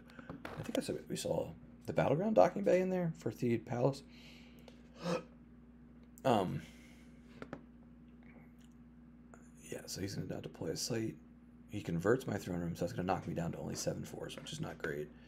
I think this is a matchup where I put out Coruscant pretty quickly because the flagship only has hyper speed 3, can't reach there, and Invasion decks don't often play. They might play like one other ship, maybe 2 if in a rare case. They might play the support one that reacts. But this was a one where I felt pretty confident about just throwing out the Coruscant system early and to get that activation, which I need here when he converts my throne room, takes away an extra icon. And I'm just going to start moving here with Amidala. And I got Janek to help Amidala prevent anything from getting too out of control here. Move them over for free because of the hallway game text, and try to find some Jedi. But yeah, eventually I find is that Plo. Yeah, I get Plo as the last card that I draw. All right, so he force pushes, I guess semi-blindly, and he goes Lone Hunter, which is the awesome AI. Which, funny story, I'm very involved in giving these out, and I play in a lot of events to earn them, and I don't ever want to just like cheat in a way, just give myself certain ones. I don't have any copies of this Darth Maul Lone Hunter AI, which is awesome. I think this is a great image, and to the point where Insider, I think it should go on a deck box at some point. But yeah, I don't have any for myself on my jump account. So he gets the Phantom Menace out, and he's going to reinforce with Newt, and I think he puts one more character. Yeah, the B2 Battle Droid. So his hand size is getting pretty small, which works in my favor ultimately. So now he's down to only 3 cards in hand. I think he draws 1 or 2 here. Yeah, just draws 1. So I leadership, basically tempt him to use that last force to grab it, which he doesn't. So I go get General Kenobi, and he'll be helpful here. And I think my plan here is I take that back. I think right there, again, I wish there was a better way to go back. So I guess you can do it on the new interface, but it's not like super duper easy. Pretty sure when I did that, I did it for a reason, Boss Nash Chamber. I wanted to know where my disarmed was. So I think I saw the disarmed in there. So I'm going to use Ascension Guns, move over, and my thinking is I'll go get disarmed the beginning of his turn with Walkling. Go General Kenobi. We're going to have good old fun time here with a lot of characters at the throne room. So I go Jedi Lightsaber on General Kenobi. Now I get, okay, so I get disarmed here during my deploy phase. So, and honestly, I think that, and I just get, and I forget for a minute there about how this new effect, or not the effect, it's Naboo V. If the opponent controls an incomplete control on table, which it is, your characters deploy +1 to Naboo site. So all these guys, I guess I didn't really know. I probably should have noticed it in the moment. You know, they're all +1. General Kenobi costs 7, and General Jar Jar costs 3. So not ideal. You know, I'm trying to budget all the force I might need. Like if he has first strike, you know, some of my tricks here like brain dead or they're tracking us or resilience, you know, they get more costly. But he's gonna drain the system, and then I play disarmed. And to be frank, I think this was like a game-winning disarmed, because if not for that, I'd be in some pretty big trouble. He would be able to slice and dice my characters. When I played that, I remember hoping like, please don't have the Lana Dobreed combo that cancels disarmed. Unfortunately, for my sake, he did not. And now he's getting some more cards out. His hand size is still pretty small. He passes, and kind of probably a smart pass just to put the onus on me. Actually, I don't know. I think go either way. He would have had, you know, the ability to redraw with Tyrannus. Let me pause it for a second. He's going to get another Battle Destiny. Maybe he was fearing that I had another Rebel Leadership. He will be able to shoot something with the B2 Battle Droid. He can just throw the droid to the racks and the gun to the use pile to soak up 3 more damage. But now he gives me a bit of an opportunity here to reinforce. And I don't have like the perfect set of people, but Cody is really good because he can cancel with Rex. So even though I'm not on my 7 side, I'm going to be able to cancel a Battle Destiny. And I go for the Jar Jar thing, which he plays O-Switch off, which is pretty good, because that would have been good. That would have been really good if I could have gotten rid of the B2 Battle Droid. Instead, he just shoots Jar Jar, and he misses because of their tracking us. So that's cool. So now he has no weapons left. He's just going to get 2 Battle Destiny. He is going to be able to force me to redraw something good because of Darth Tyrannus. I fire the Jedi Lightsaber at Newt. Figure he already played O-Switch off, which is not unique. So he could have technically played another one, but I didn't want to play Force Field if I were to go for Tyrannus or Maul. You know, with 2 Destiny, hopefully I can break anyone's attrition, basically. I got to shoot here Tyrannus. I think I did something sloppy here, where I think I added with General Kenobi. Yeah, I did. This was silly. Or no, I didn't. I did something that, maybe I'm thinking of another game recently. So I missed, because I would have had to draw like a 10, I guess. I need to go 5-5. So he cancels, or makes me redraw. Hold on a second here. So my first Battle Destiny is Yoda. I use General Kenobi to add 1. He burns the Darth Tyrannus redraw. And then I draw 3 for my first Destiny, then, and a 4. So a total of 7. Card goes lost. Or I shouldn't say lost, goes out of play. And he draws a 6, which I'm going to cancel with Cody. So that's fortunate. And he's going to need to... So he has 15. I have a hard choice here, kind of figure out who to lose, because Janek is good to have because he cancels all remaining attrition. Jar Jar is good against the droids. Rex and Cody are very good, especially when combined with General Kenobi. So I think I lose Plo, yeah. Plo's interesting because he's like a Jedi Master, but he's only 4'5", and he has no immunity naturally. You need to kind of use that little trick that he has. All right, so he loses Maul, and I still have 6 characters, and he has 2. Both our hand sizes are not really big. He comes down here with the gun, and he just tries to go wide here. So, and then he reverts because he forgot to deploy, I think, Maul's lightsaber from Wow. This is just a drain 1, because it's not a battle droid, he's a destroyer droid. But even if he does this, if he's going to cede the throne room, I'm going to flip, which then is going to kick on that game text about you lose no more than 2 force to any force drain. So he leaves Tyrannus there, which I guess is smart because he probably has a Gick and he's just trying to stall me out. That's going to save him. I mean, what is that? Like, at least 4? Because I'm going to drain for 2, possibly 3 with the lightsaber, unless maybe he pulls resistance. Or maybe he has like Darkened Orders or something. But, you know, it really is like he can either burn a Gick from hand or lose 5 force and run away. Or run away with Tyrannus and lose 5 force, I should say. So I'm going here. I'm figuring, okay, he's definitely got like a Gick.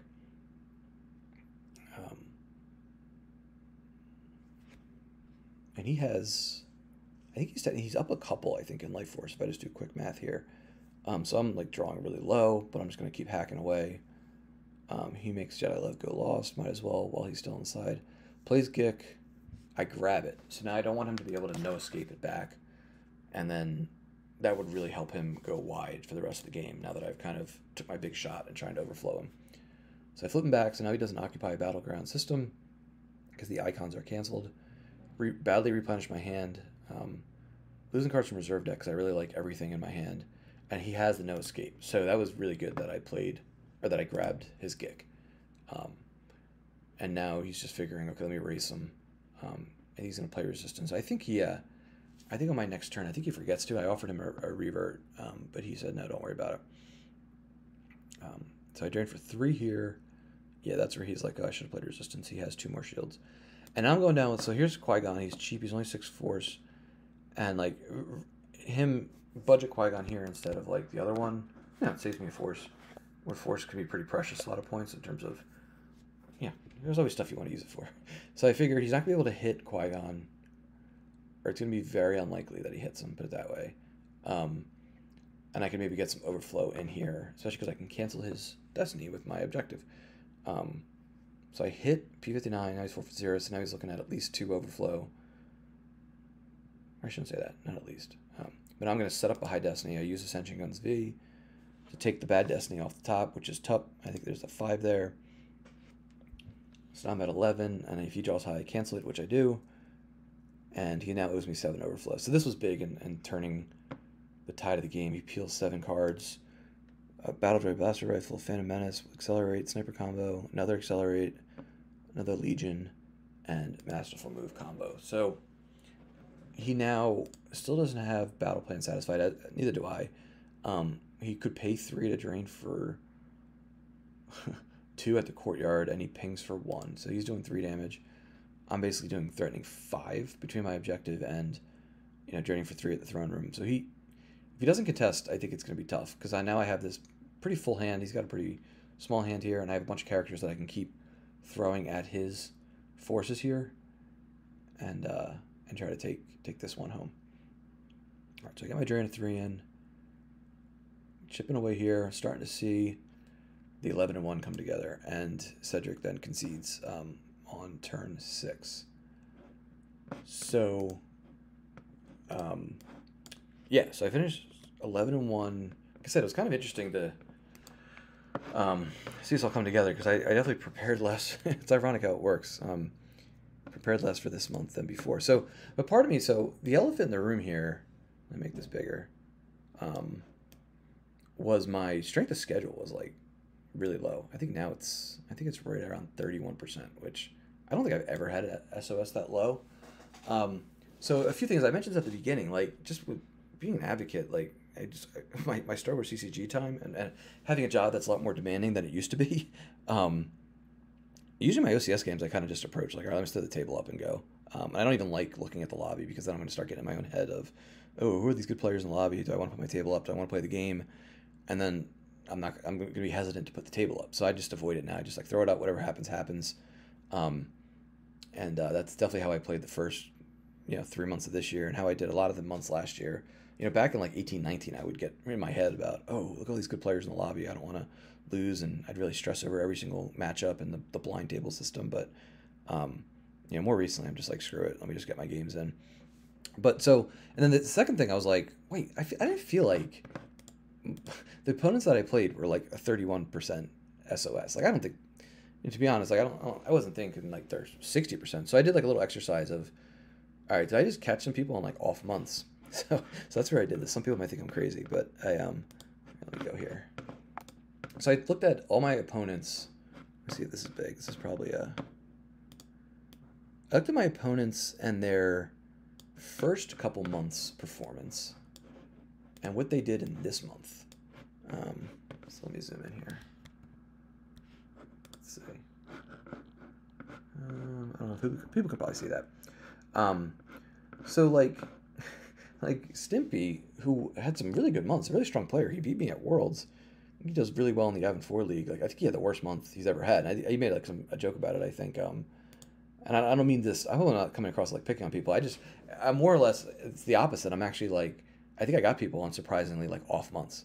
Because I know Stimpy's a better player than 1 in 10. Like he's not a 1 in 10 player, or 1 in 11 or 2 in 10, whatever it might be. So he had an off month. My good buddy Stubbly, I feel like he's like 8-9 wins in the bag every month in OCS. Very, very steady, consistent player. He's qualified, I think, for the last 3 years OCS, and he had a down month, and he'll be the first to say. I know he hasn't been playing a ton to his standards as he has either. So he was down a little bit. Blake was about on what he was. AJ played just slightly above. Cedric, who's a very good player, I think he won one of the regionals last year in one of the regionals or one of the leagues maybe. Cedric, I think he's a strong player, and he had, I think, an off character month as well. And then Dan was pretty consistent. Looks like he's been averaging 5 and 7. I think Kendall was on pretty consistent, and Wend was about. And it's amazing how well Andrew does, given kind of the restrictions that he puts on himself. Yodad didn't play. I think he just won a game, so he just bumped it, I think, me up back above 1. Scott had an off month. He's better than that. And Hobbie and Blackfire. I know Blackfire used to do the OCS in prior years, but I think Hobbie's brand new to it.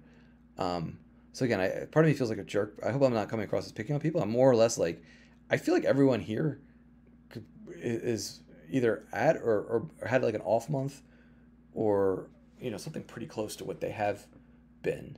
There wasn't really anybody, I feel like, that overachieved this month. I'll say, is that what I'm getting at? Maybe some people overachieved a little bit in their first couple of months, but I mean, my training schedule was like 20% less than what people had done the first 2 months. So I don't want to beat a dead horse here, but I'm just like, I was asking myself, like, what happened here? Like, because it's kind of odd. I'm sure people, some people might be like, oh, wow, it's easy to go 11-1 when your opponents, are not super strong. But I think that it's kind of masking a little bit of what players' true talents were, what my opponents were. So yeah, I mean, it's just part of the system, I guess, of the blind table. Some people have, had SOSs that low. I don't know if I've really ever had a month that low, honestly. And there's definitely like a correlation of the more games you win, the less games your opponents tend to win because you're beating them.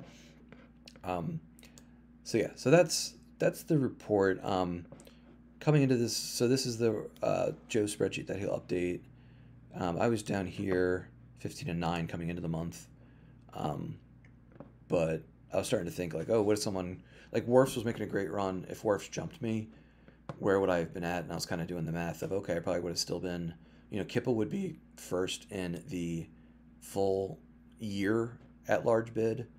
And then I think I picked up a game or two on Silverglen. I picked up a game or two on Drew. Casey beat me the first 2 months. I think both matchups with Robs over Profit. Shaw I would have picked up, I think, like a game or two. So I would have been a few games back in the at-large, which would have been a small like silver lining of, okay, maybe over the next 3 months if I can just be consistent, maybe I can get that long season bid.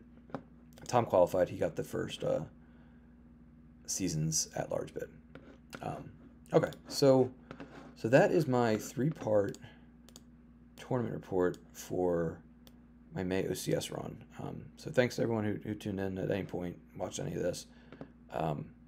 Pretty cool. I'm looking forward to the next 3 months, which one starts in basically 6 hours from now. The June OCS can start as early as 8 p.m. Eastern. Start getting the games in. I don't know if I'll start right at 8. Maybe not today. But yeah, definitely looking forward to a little less stressful environment of, even though I say like, part of me is just like, I'll play the games. I'll get them, just crank through them. Whatever happens. I'm also still pretty competitive and always want to win. And choosing decks and every decision, sometimes you really can beat yourself up about if it goes poorly. So I'm looking forward to being able to pick some decks that might not be, bulletproof, but have fun with them. And, if I go 7-5 or if I go 4-8 or whatever happens, I have a feeling I'm probably going to be one of the first people drafted in the draft in October when the season wraps ahead of the playoffs. All right, so that's all I have. Thanks to everyone who watched. Take care. May the force be with you.